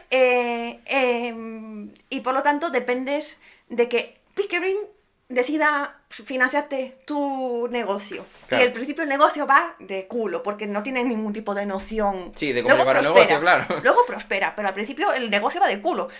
Entonces Pickering tiene que estar aquí soltando panoja continuamente y por lo tanto eso es una independencia ficticia, porque en el momento en el que Pickering diga, pues no me apetece soltar dinero, pues cierra el chiringuito y adiós a la independencia. Porque aquí también nos escuda un poco en la historia en que el Pickering es un señor, entre comillas, majo para ser rico, ¿sabes? Quiere decir que si fuera la vida real, a lo mejor el Pickering le decía, bueno, ya está, hasta mañana, ¿sabes? Ha estado bien esto, pero... O sea que, vale, Eliza no está subyugada por su género, aunque bueno, esto con pinzas. Sí. Ha conseguido no estar del todo subyugada por su género, pero sí está subyugada por su clase social. Correcto. Y no consigue independencia hasta en un momento en el que el negocio pasa a ser completamente suyo. Y para eso necesita que sea rentable. Claro, pero aún así, para haber llegado a ese punto, tuvo que necesitar necesariamente a Pickering en algún momento, ¿sabes? Entonces, y siempre habrá un sentimiento de deuda, entonces eso también siempre estará ahí. Y ahora yo creo que es el buen momento para, antes de pasar a las versiones, a cómo Pygmalion se pervirtió, de cómo todas de estas... cómo Pygmalion se pervirtió. Sí, de cómo todas estas buenas nociones del señor Shaw se las comieron muy rápidamente. Vamos a hacer una pausa para el pis, porque me estoy meando. Vale, perfecto, yo también aprovecho. Luego lo cortamos. O me quedo si aquí. quieres ir hablando un poco. No sé, es que es en plan, vale, ¿qué digo? Porque todo esto en plan, así es un contenido político apasionante, una visión didáctica sin igual del teatro que hacía Bernard Shaw, que básicamente era un señor que hacía de todo, pero que se centró sobre todo en el teatro porque, no sé, teatro is my passion. Entonces, vale, Shaw, teatro is my passion, bueno, my passion. Pero la obra de Shaw, en concreto Pygmalion, estamos hablando, fue arrancada de su autor y completamente retorcida y subvertida hasta la saciedad. Entonces, desde el mismo estreno, ya empezaron los dolores de cabeza para este pobre hombre. Es decir, él lo estrenó, como ya hemos dicho, en Viena, Pygmalion, porque a veces no estrenaba sus obras en su lugar natal, sino que cogía y... Hola. Hola, ¿qué haces? Hola, Higgins. Estaba diciendo lo de que yo no estrenaba las cosas en su lugar natal muchas veces, sino que a veces iba según cuadraba y que a veces incluso le hacía gracia que no se estrenasen sus obras en Londres o donde cuadrase en UK, sino que se estrenasen, por ejemplo, en este caso, en Viena. Es como, jaja, he sido rechazado por mi cultura, jaja. Pero bueno, aún así esto, a pesar de que la obra se estrenó en Viena, creo que fue en la actuación de Londres en la que se empezó a ir todo south, o ya fue en la de Viena en la que ya las cosas empezaron a liarse un poco. A ver, en la primera fue el tema de que se equivocaron de decorado porque especificó que era una capilla y era, bueno, una capilla, un fondo. Y se confundieron de iglesia y pusieron otra iglesia. Pero, y luego se especificó que no es esa, que es la otra. Pero creo que el tema empezó con los actores de Londres. De Londres. Porque claro, supongo que en el estreno no les da tiempo a ponerse piquis. Bueno, pues si quieres continúo yo ya mientras que tú... Efectúo la...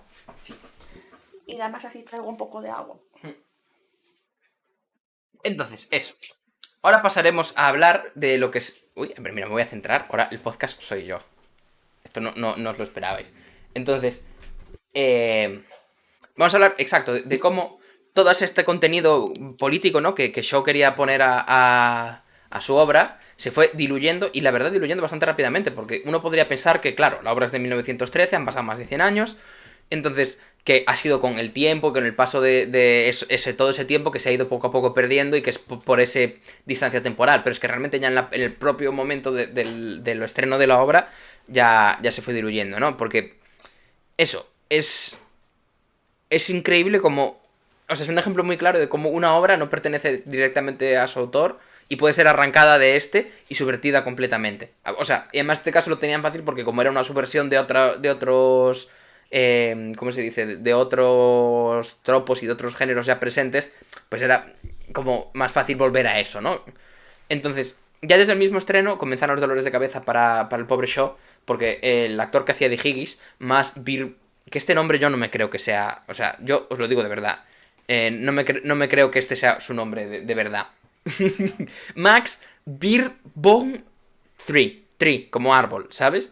Y además Beerbohm, ¿sabes? Que es como de cerveza, en cualquier caso. El señor Beerbohm Tree decidió pasar por alto ciertas instrucciones directas, además de Shaw, sobre el final de la obra. Y él tenía como que acabar, en plan, simplemente con su madre, abrazándola y pasando un poco de que Liza se fuera. Sin embargo, él decidió, por sí mismo, acabar la obra apartando a su madre y rogándole a Eliza que le comprase un jamón en plan Romeo, que esto es como, claro, el texto no lo podían variar, entonces tenía que decir lo que tenía que decir, pero cambiando un poco el tono y a quién se lo decía y cómo lo decía, pues parecía como que estaba intentando ir por ella, ¿no?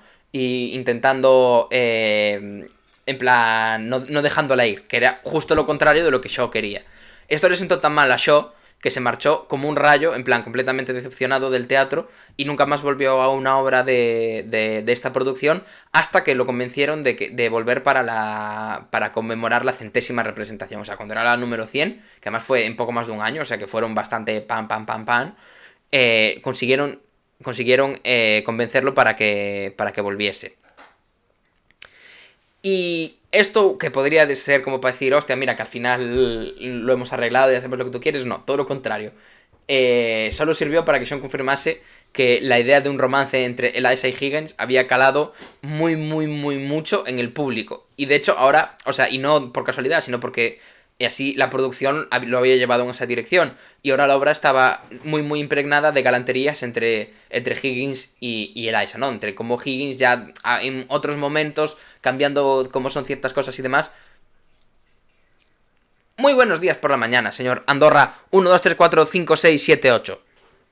Hoy estamos hablando de... originalmente empezamos hablando de He Sold That y She Sold That. He Sold That siendo una peli de este año pasado, 2021, que es un remake de la película de 1999. She Sold That, que está a su vez basada en... bueno, está basada en la obra de My Fair Lady, que a su vez está basada en Pygmalion, que es una obra de teatro de Bernard Shaw. Y ahora estamos hablando pues de esta obra de teatro de Bernard Shaw, Pygmalion. Y estamos hablando de cómo, a pesar del contenido político que Bernard Shaw le quiso meter a la obra, este fue bastante cambiado, pues ya desde las propias representaciones. Y... I'm back. Ya estamos. Ahora sí que ya estamos todos. Chan chan. Vamos. Entonces eso.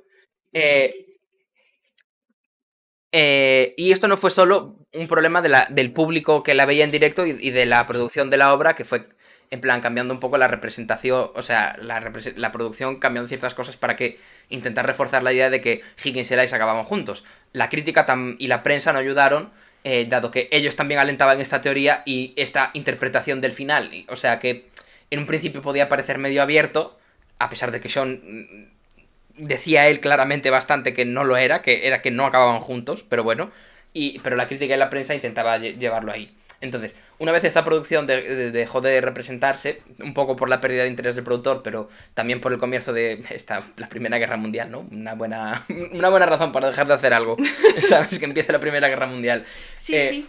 Entonces, o la segunda. Ya, yo intentando que este no se volviera a repetir en las subsecuentes producciones que pudiera haber, añadió un epílogo a la versión impresa que explicaba las motivaciones de cada personaje y que intentaba dejar claro por escrito en la edición que no acababan juntos, que Eliza valoraba su independencia y que se casaba con Freddy precisamente por eso, que no era por nada y que no los intentaran juntar porque no era eso. Además se llevan 20 años, enfermos. Está también. Pero bueno, esto tuvo bastante poco efecto y las producciones posteriores, como la americana, siguieron con la versión que había empezado... Se llevan 30. Ya. Con la versión que había empezado Beer Bomb Tree, que es el señor el que hacía de Higgins y que además era también el productor, ¿no? Y que vaya nombre siempre. Sí. En 1939, ya bastantes años después, cambió ligeramente el diálogo final para intentar aún amarrar más que no acababan juntos, pero esto ya llegó muy tarde y el daño ya estaba hecho, ¿no? Aparte, las versiones fílmicas, las versiones cinematográficas no ayudaron en absoluto. En 1935 se estrenó una película llamada Pygmalion, alemana, y otra holandesa también llamada Pygmalion, y ambas daban a entender inequívocamente que Higgins y Eliza acababan casados. No solo juntos, sino casados. Y después llegó en 1938, que tenemos aquí la portada, aquí. En 1938, y esta es la Eliza de esa película, se estrenó Pygmalion, también se llamaba, pero es la película de 1938 británica, esta ya es británica, que está codirigida o dirigida por Anthony Asquith y Leslie Howard, que además también la protagonizaba haciendo de Higgins. Esto, sí, porque siempre hay un director / productor que luego Tommy Wiseau. Ya. Entonces, Shaw, el autor de Pygmalion, ya había hecho un guión cinematográfico en 1934 en previsión de que esto pudiera pasar para asegurarse de que no le cambiaran el final, que no le cambiaran la obra. Pero los directores básicamente filmaron en secreto y a espaldas de Shaw el final en el que acaban juntos. A él le dijeron que no, que lo iban a hacer todo como él lo tenía escrito. Y el Shaw se enteró en el propio estreno de la película que aquí también le acababan liando a Eliza con Higgins. Entonces, claro, a partir de aquí ya se acabó. O sea, él ya dijo, mira, me la pela. Aquí ya no se podía hacer nada y el paso del tiempo, o sea, la historia se había movido dejando digamos, el mensaje original de Pygmalion atrás. Y cada vez se había alejado más de la versión original. ¿Y cómo fue que el último clavo? El último clavo fue, esta es Audrey Hepburn en My Fair Lady. My Fair Lady se estrenaría en el teatro como musical en 1956, ya con un show que ya había fenecido, ya estaba a 2 metros bajo tierra el señor, y sería un éxito tal que en 1964 se adaptaría al cine con la mismísima Audrey Hepburn en uno de sus papeles más icónicos, creo que junto con Desayuno con Diamantes, que aquí ella haciendo de Liza y con Rex Harrison haciendo de Higgins, ¿no? Es increíble como una película que es tan cercana a la obra original y que tiene tantas cosas que son iguales que en la obra original, consigue cambiar tanto el mensaje y todo, cambiando simplemente un par de Muchas cositas. veces la entonación. Sí, a veces simplemente con la entonación ya es suficiente.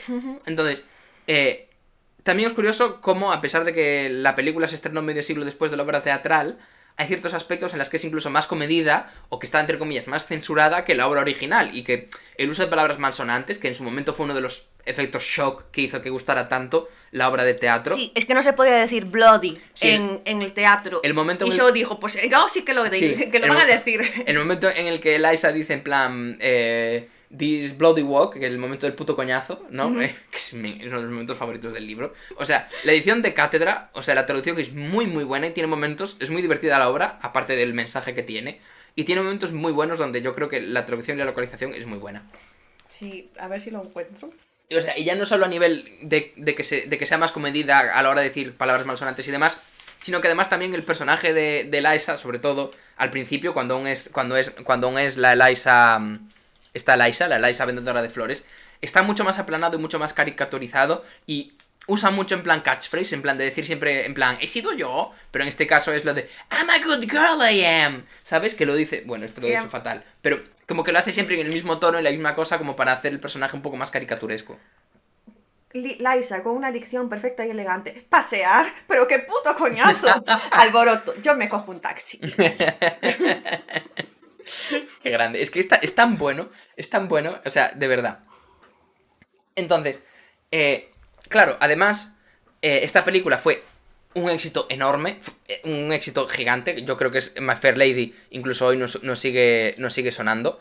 Y claro, eso además hizo que para el gran público se separase aún más de la obra original, que era Pygmalion, por el cambio de título. A pesar de que aquí la obra es bastante igual a Pygmalion, sigue absolutamente los mismos personajes, los mismos nombres, que pasan más o menos las mismas cosas hasta el final. Y algunos cambios para que lleven bueno, a eso. Esos son cambios bastante... Bueno, quitando algunos cambios de guión, el guión... O sea, hay muchas escenas que es eso, que lo único que cambia es la entonación, el enfoque. Es lo único. Y luego que meten un montón de canciones innecesarias. Yo sabéis mi opinión de los musicales, pero aún así hay musicales que me han gustado. Pero hola. este es... En el momento en el que yo digo, este musical es una mierda... No, ya. Y luego, aparte, Dios, los números musicales vale que era otra época, pero hay algunos que podría hacer yo, ¿eh? Y yo no...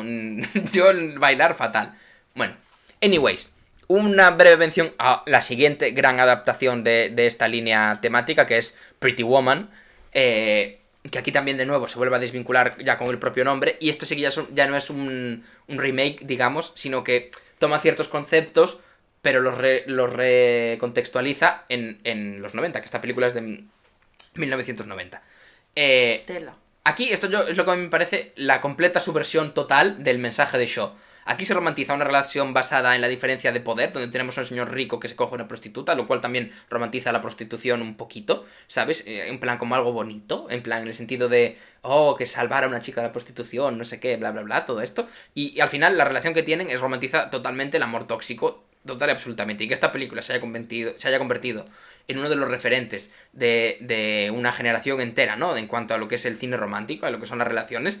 Vamos, o sea, a mí ya hoy me hace, en plan, hacer cringe Yo creo que el pobre Sean, sabiendo que esto viene Shaw. de su obra, Shaw, perdona, Nos engaña otra Ya. vez el gusto. se esté revolviendo en su tumba. Y yo aquí no quiero hablar mucho más de Pretty Woman porque es una película que me causa especial rechazo. Y no por las razones que uno podría pensar, ¿sabes? Pero sí. Sí, Ya sí, está. las No lo- dinámicas de poder romantizadas que podría Exacto. salir mal. Next. Un señor, Para acabar. Un señor, para acabar, tenemos un señor con cara de interesante. Y es que Y como con hacemos... cara muy larga. O sea, luego hablan de Long- la Jessica Parker, pero hostia, Long faces long. Sí, sí. Y es que, como siempre hacemos, vamos a hablar del autor. La semana pasada hablamos de Lorca. De Lorca, no. Ojalá. Hay que hablar un día Hay de con la Lorca. de Lorca un día. Bueno, ya veremos. ¿Han Hablamos de... adaptado la casa de Bernarda Alba a algo? No, no. Yo vi que la habían adaptado al alemán y dije, ¿qué es eso? No, me refiero a si hay alguna película en plan más tal que no hay nada, ¿no? Así que hayan cogido y lo hayan Creo que no. Re eso. Porque me acuerdo que lo busqué porque estaba plenamente interesada. Es en plan, Netflix, ¿a qué esperas? Pues eso, como hablamos de García Márquez, que no de Lorca. La semana pasada vamos a hacer lo mismo con De Bernard. premio Nobel a premio Nobel, cuidado. Sí. La siguiente no va a ser un premio Nobel, ya os lo digo yo. George Bernard Shaw. Este hombre nació en 1856 en Dublín. Y dado que el autor manifestó que prefería que se refirieran a él como Bernard Shaw en lugar de George Bernard Shaw o George Shaw. Lo cual entiendo que no quieran que te llamen George Bernard Shaw, porque Bueno, Es y un rato. George Shaw es que su padre, que era bastante disfuncional, se llamaba George. Ah, bueno. Entonces me imagino que tirará Ya, por ahí. también, vale, yo no, o sea, no es por. Es en plan es una suposición. No Pero- es que sea información 100% veraz, pero. Ujú. Entonces, vale, este hombre, digamos, o sea, fue muy longevo, vivió casi 100 años, 94 para ser más exactos, y ser tan longevo alguna ventaja tiene que tener, aparte de lo que es la longevidad per se, y es que si le añadimos a esto unas circunstancias vitales que te empujan a cultivarte, obtienes que puedes dedicarte a un mogollón de cosas en este tiempo de vida que Diosito te otorga. Entonces, la fama obviamente le viene de las, como ya he dicho, las obras de teatro, pero también fue crítico de arte, teatro, música y literatura, director de escena, economista, cómico, agitador callejero, ese es mi favorito. socialista fabiano, Pero bueno, agitador callejero mola más. Yo solo quiero terminar vegetariano, humanista, un ateo seguidor de Shelley, predicador y un filósofo. Ser ateo y predicador, es que es... ¡mua! Y agitador callejero, es que... Ay, Sin embargo, la reflexión en la que finalmente llega todo el mundo, y supongo que también para abreviar, es que Bernardo Bernardo Albo. era un hombre que simplemente estaba intentando explicarse a sí mismo. Si en vez de Bernard Shaw fuera Bernard Don, sería Bernardo Alba. El Bernardo. Entonces, este carácter inquieto le llevó a interesarse por la reforma del alfabeto, que es lo que decías tú del alfabeto xaviano, que es el que lleva su nombre porque metió dineros e interés. También se interesa por lo que hemos dicho del vegetarianismo y el sufragio universal, es decir, votes for women. Y es, de hecho, Pigmalión está estrechamente relacionado con este tema, como ya hemos dicho, y según sus palabras nunca serán decentes y mucho menos ennoblecedores hasta que no se acabe con el horror central de la vida familiar que supone la dependencia de la mujer respecto al hombre. Feminista en 1900. Es que es un señor decimonónico feminista. Yo esto es algo que jamás pensé que diría. De todo tiene que haber en la viña del Ya. Señor. En plan, ahora bien, ahí voy. Os he dicho que todo hombre decimonónico tiene sus taras. Y es que No podía ser todo... no podía ser todo aquí verde. Y es que al parecer este señor defendía la eugenesia, algo bastante clásico de la época Ya. por otra parte, pero bueno, también era bastante clásico de la época no ser feminista, y mira aquí, Ya. se oponía a la vacunación, y además se ve que tuvo una serie de comentarios desafortunados hacia, entre otras cosas, las dictaduras de Mussolini y Stalin, y hacia el propio Hitler también. Ya, consideraba... ¿Aquí fue a Hitler o A Mussolini? Hitler como un hombre capaz. Sí, y a Mussolini. Y a Mussolini, o sea, también como que hizo un comentario bastante desafortunado, me gustaría ver la fuente original, pero Ya. sobre que consideraba que la dictadura no era un mal sistema de gobierno. Ya. Se pasó de socialista el niño. Se fue por otro lado. En plan, se cayó. Sí, es lo que dio la me vuelta. gustaría ver exactamente cómo fue el tema, Ya. en plan, porque tampoco quiero de esto de echar caca sin saber la fuente, pero Pero bueno, sí. digamos que al parecer sí. Hmm. Pero bueno, venga, dejémonos aquí de meter caca y digamos, ¿cuál es el background general del dramaturgo más importante del Reino Unido después de Shakespeare? Porque realmente Pues tiene... de Willy. De Willy, porque realmente tiene esa consideración. Es considerado el dramaturgo más importante del Reino Unido después de Shakespeare y el dramaturgo más importante de la contemporaneidad. Dentro de UK, obviamente. Claro, aquí estamos... Entonces, ya le gustaría a este hombre haber escrito La casa de Bernarda Alba. Lo he dicho y lo volveré a decir. En esta colina me muero. nos moriremos en un mar de luto, nos sumergiremos en un mar de luto, es que no me acuerdo cómo era la frase en concreto. Nos enterraremos en un mar de luto, creo que era la frase. Ahora no me pidas citarlo de memoria. Bueno, en cualquier caso, nos ahogaremos en un mar de luto. Bueno, Continúe. En bucle, help. Entonces, Bernard Shaw proviene de una familia de clase media baja que vivía en Dublín, aunque su ascendencia era inglesa. Era el único hijo varón de 4 hermanos, producto de un bastante desafortunado matrimonio entre George Shaw, un hombre con poca estabilidad laboral y adicto al alcohol, y Lucy Gourley. Bueno, Gourley antes de casarse, luego Shaw. Soltera. Entonces, su madre, Lucinda, era aficionada a la música y recibía bastante gente del mundillo en el hogar. Hasta tal punto que en la época en la que Bernard Shaw nació, esta estaba manteniendo un amorío con un hombre relacionado con la escena musical, que se llamaba otro George. Ahora entiendes por qué tiene tanto cringe. Con los Jorges, ¿no? Con los Jorges. Aparte el rey, cuidado. También, George John Lee. George John... aquí, ¿por qué la gente tiene nombres falsos en la vida de este hombre? Entonces, Bernard Shaw estuvo súper rayado con el tema de si era su padre, obviamente, porque las fechas le coincidían perfectamente, pero nunca se llegó a demostrar este asunto. La madre decía, te hemos puesto George por tu padre, pero eso tampoco le solucionaba el problema. Entonces, cuando Shaw era un puberto, así por los 12 años, Lee y sus padres acordaron compartir una casa. Yo ahí no quiero meterme, ya. Me reservaré opiniones. Y se mudaron a una parte mejor de Dublín. Además de compartir una cabaña de campo que se ve que se habían agenciado entre los tres. Este cambio propició que Bernard pues, se interesase más por la música y la literatura. Además, este chico encontraba el colegio bastante angustioso, pasó por 4, creo. Y nunca terminó de encontrar el gusto por la educación impuesta. Decía que el colegio era como una cárcel a la que se lleva a los niños para evitar que estén con sus padres. No muy alejado de la realidad. Es que ves, este señor tenía cositas... Tenía points, pero luego sí, se le iba. Hilaba fino para muchas cosas. Para otras... puntada gorda, para otras puntada amplia, ¿no? O sea, puntada amplia o puntada apretada. Entonces, eso, nunca encontró ese gusto por esa educación impuesta estatal / y se hizo administrador de fincas. Porque, ¿por qué no? O sea, este señor hizo de todo, o sea... En la sinopsis, o sea, en lo que dije antes, de todo lo que se hizo en algún momento de su vida, hay que añadir administrador de fincas. Entonces, ya siendo ventañero, el amante de su madre deja Dublín y tanto ella como sus hermanas van tras él. Se van a Londres, creo. Entonces le dejan solo con su padre, porque claro, el señor se ve que si no tenía un trabajo... O sea, era bastante poco estable laboralmente, entonces supongo que Shaw tendría que mantenerle. Entonces, Shaw, como perdió este rollito de que su casa dejó de ser musical, pues aprendió a tocar el piano para suplir la ausencia de música. Y esto es muy triste de cómo...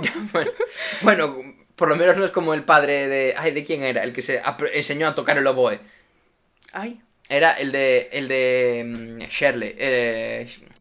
Herschel.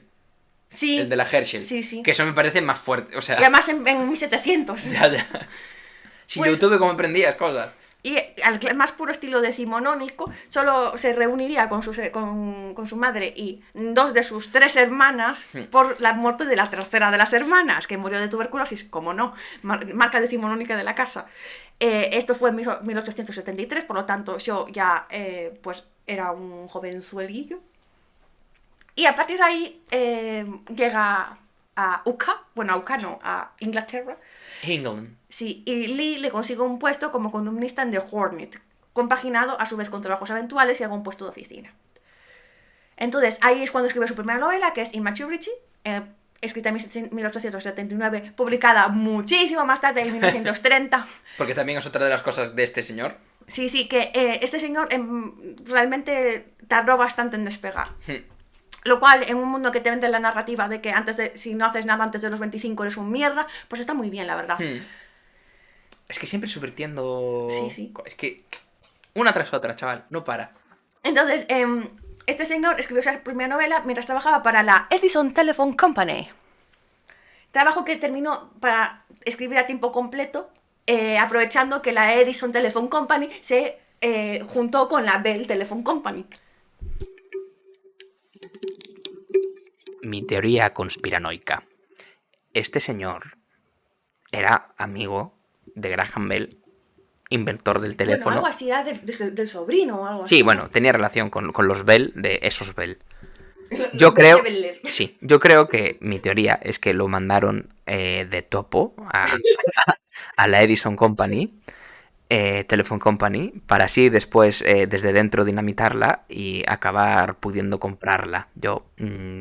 Yo lo dejo ahí, vosotros informaos por libre, pero la verdad está fuera.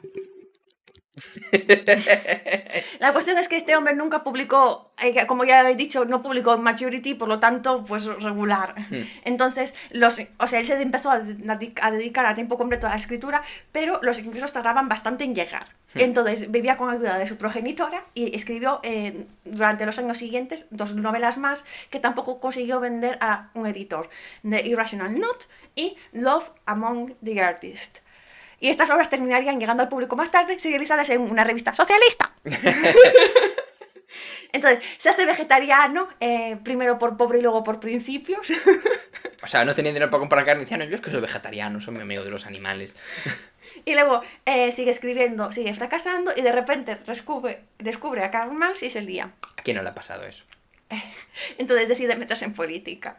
Mala decisión. A su vez, como se mete en política, se mete en la sociedad fabiana, que es esta sociedad que bueno, es como el preámbulo de lo que sería el Partido Laborista de UK. Y básicamente defiende que las implantaciones y las mejoras socialistas se vayan haciendo de forma gradual, integrándose socialmente y Vale.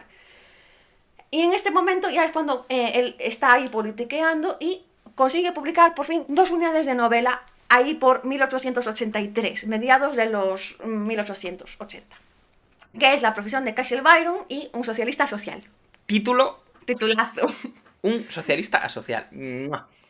Y como en esta época ya empezaba a tener contactos principalmente por la sociedad fabiana, pero bueno, entre otras cosas, porque también os recuerdo que era columnista, encuentra trabajo como crítico de literatura y música y finalmente como crítico también de arte porque sustituye a un coleguilla. Aquí siempre nepotismo. Sí.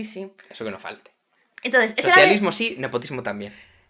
Es la década siguiente cuando se introduce en la dramaturgia y en la política más a tope todavía. Entonces, al principio, bueno, pues fue un poco lento en plan, en lo que respecta a la dramaturgia, me refiero, fue lento. Es decir, empezó a finales muy finales de los 80, principios muy principios de los 90, a meterse en el mundillo, pero hasta el 94 no tuvo su primer éxito de taquilla y fue un éxito de taquilla bastante comedido, que fue con El hombre y las armas, que era una sátira sobre las clases sociales, classic Bernard Shaw, sobre el honor militar y sobre las relaciones o sea, temáticamente podía haber sido Pigmalión. Sí, es que realmente es marca de la casa, ¿sabes?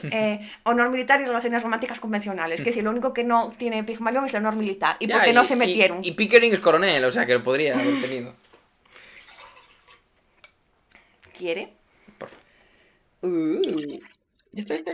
Vale, me he pasado, sorry. Bueno, he hecho que...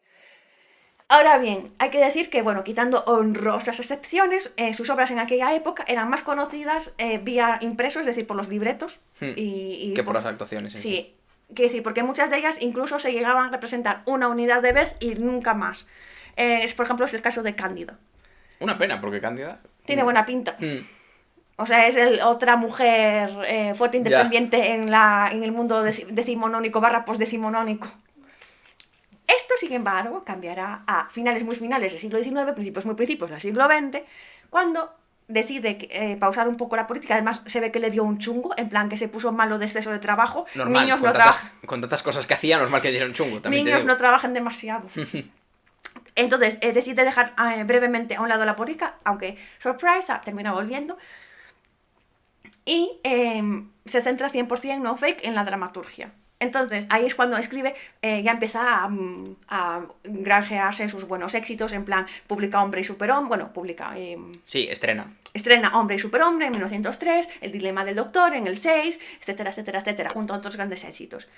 Pygmalion no es de esta época, es posterior, porque llega a 1913, y para cuando ese momento llegó, él ya había sobrepasado los 50. Ya dentro de esta narrativa de hay vida más allá de los 30, gente. Gracias a Dios. Eso espero, porque la semana que viene, justo en una semana además. En plan, esta narrativa llega justo a tiempo. Entonces, para cuando este momento llegó, él ya tenía más de 50 años, porque es 1913, él nació en el 56. Pues eso. Entonces, en este punto, resumiremos un poco diciendo que siguió politiqueando, porque es que es un hombre que vivió 94 años. De renegado. Felicidades, hombre, gracias. Pero bueno, la semana que viene va a ser de verdad. Y también haremos programa, así que... Para que veáis que estoy yo aquí, cumplo 30 añazos y voy a estar aquí dándolo todo, dándoslo todo. Papuche. ¡Mua! Pues a partir de este punto os resumiré un poco porque si hablamos de sus otros casi 50 años nos tiramos aquí esta mañana. Y entonces, digamos que siguió politiqueando, siguió escribiendo y siguió metiéndose en un montón de fregados. Supongo que es lo que tiene vivir casi 100 años en esta época y ser irlandés / británico. Porque te comes la Belle Époque, que eso también tiene su ya tiene su drama. Pero bueno, Downton Abbey... Bueno, es que Downton Abbey es de la primera década bueno, de... Sí. Bueno, la segunda, porque empieza con el hundimiento de Titanic. Vea nuestro capítulo de Titanic. Entonces, te comes la Primera Guerra Mundial, la Segunda Guerra Mundial, bueno, toda la movida de la independencia irlandesa, la Segunda Guerra Mundial, y te mueres. Y estás metido en todos los fregados, además. Y estás metido en todos los fregados. Aunque bueno, con lo de la independencia de Irlanda, tengo que reconocer que me decepcionó. Porque yo esperaba que estuviera ahí metido en plan de ¡vamos! Y estaba en plan de no creo que sería buena idea independizarnos de nuestros opresores. Y yo en plan de... Nos has fallado otra vez, Bernard Shaw. Entonces, pero bueno, eso que tampoco... Y luego el tema, lo que comentábamos antes, de que no sé hasta qué punto le fastidió lo de la Segunda Guerra Mundial, siendo 1, británico, 2, no tenía edad ya para alistarse, ya. Y 3... Bueno, si en ese fregado ya le tocó un poco más, ahí ya no. No, estaba súper mayor ya. Claro. Y 3, veía a Hitler, Mussolini y también como dictadura de Stalin como hombres muy capaces y una forma de gobierno que podía ser legítima. Y yo en plan de ¿qué? Entonces, en cualquier caso, ninguna de estas cosas evitó que ganase el Nobel en 1925 y que el guión de Pygmalion, guión que por otra parte que hemos dicho que se le fue de las manos... Un laborista nazi, correcto. Es que este señor lo fue todo, en todos los aspectos, laborales, políticos, o sea... Ya, a mí me parecía todo lo que decía muy consecuente y de repente me enteré de eso y es como, no he encontrado la fuente, pero... Lo decían en todas partes y dije, bueno, pues será verdad.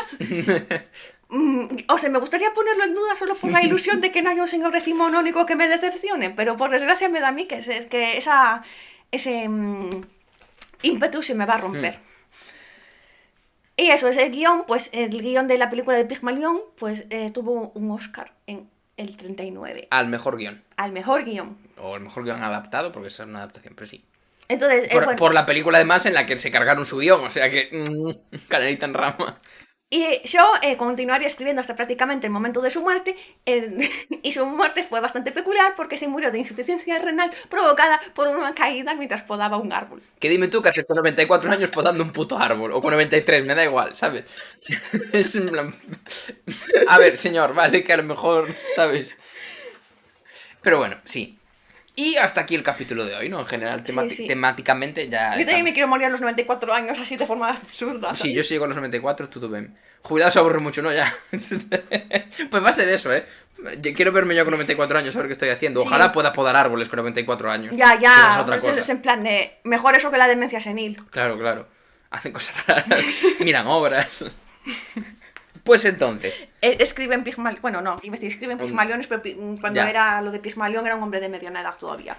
Next week, como ya he dicho, justo el día de la emisión, que es el sábado, es el día de mi cumpleaños, por lo tanto, haremos un programa, no sé si reducido en tiempo, pero por lo menos en esfuerzo, o en... Bueno, en esfuerzo. Os hablaremos de una película no muy buena, solo para rajar. Hice una encuesta. Sí.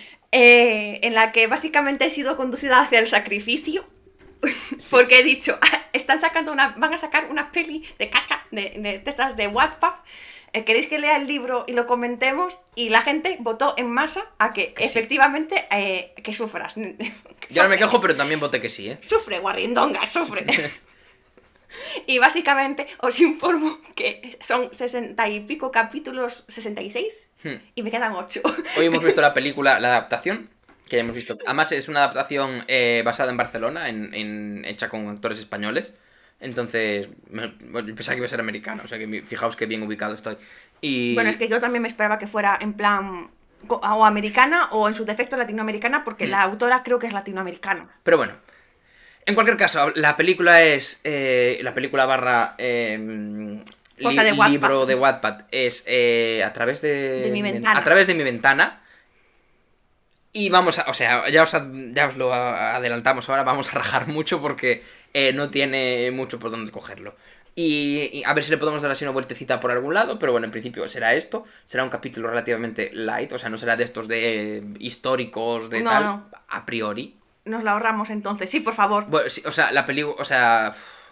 Sí, o sea, no... Sí, ahórratela, no ahórratela. Bueno, a ver, es un poco... La primera parte de la película es básicamente porno suave, entonces, en ese sentido, yo ahí cada uno lo suyo. Tampoco es el mejor del mundo. Y el libro también, porque, a ver, supongo que o sea, insisten mucho en que te leas la versión editorial porque es una versión revisada, pero yo soy de las personas que consideran que sí, el corrector editorial y de estilo tiene un papel muy importante porque es el que termina de darle ese toque depurado a tu obra. Pero considero también que tú como escritor tienes que tener una serie de capacidades y funciones que si no puede llegar de repente... Voy a sacar la chaqueta que tengo mucho. No puede llegar de repente el corrector, bajar de los cielos y corregirte el... Y ahí hacerte el libro. Sí, básicamente, eso no puede ser. Como mínimo, un poquillo de ortografía y un mínimo de gramática y de cohesión en general. Bueno, pues eso.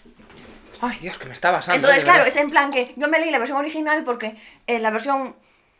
Aunque sé que es un borrador, hay unos mínimos y considero que... si voy a leerme una versión depurada que básicamente ha sido pasada por el filtro de la corrección y ya no es eso, ya no es que digas, vale, ha sido profesionalizado, ¿sabes? En plan, le ha dado el toque pro. No, ya es directamente que le ha pasado el filtro del TikTok, ¿sabes? Ya. Pues entonces por eso decidí leer la versión de Wattpad y porque era gratis. Ya. Entonces... Muchas gracias por haber estado aquí, muchas gracias Andorra, muchas gracias de Renegado por haberos pasado, por haber comentado. Os recordamos, si alguien nos está viendo y no está suscrito o tal, que nos puede seguir o suscribir. Estamos en YouTube, estamos en Twitch todos los sábados por la noche, a las 9:30 normalmente, hora española. También estamos en YouTube, ya lo he dicho, pero en iVoox, en Spotify. Y ya está, cheja, ya es bastante cosa. Sí, estamos presentes. Entonces eso, muchas gracias por haber estado y nos vemos la próxima semana, ¿no? Mira, justo 2 horas. Es que... ¡Ojo, milimétrico! ¡Woohoo! Venga, muchas gracias y hasta la próxima semana. Chao. Chao.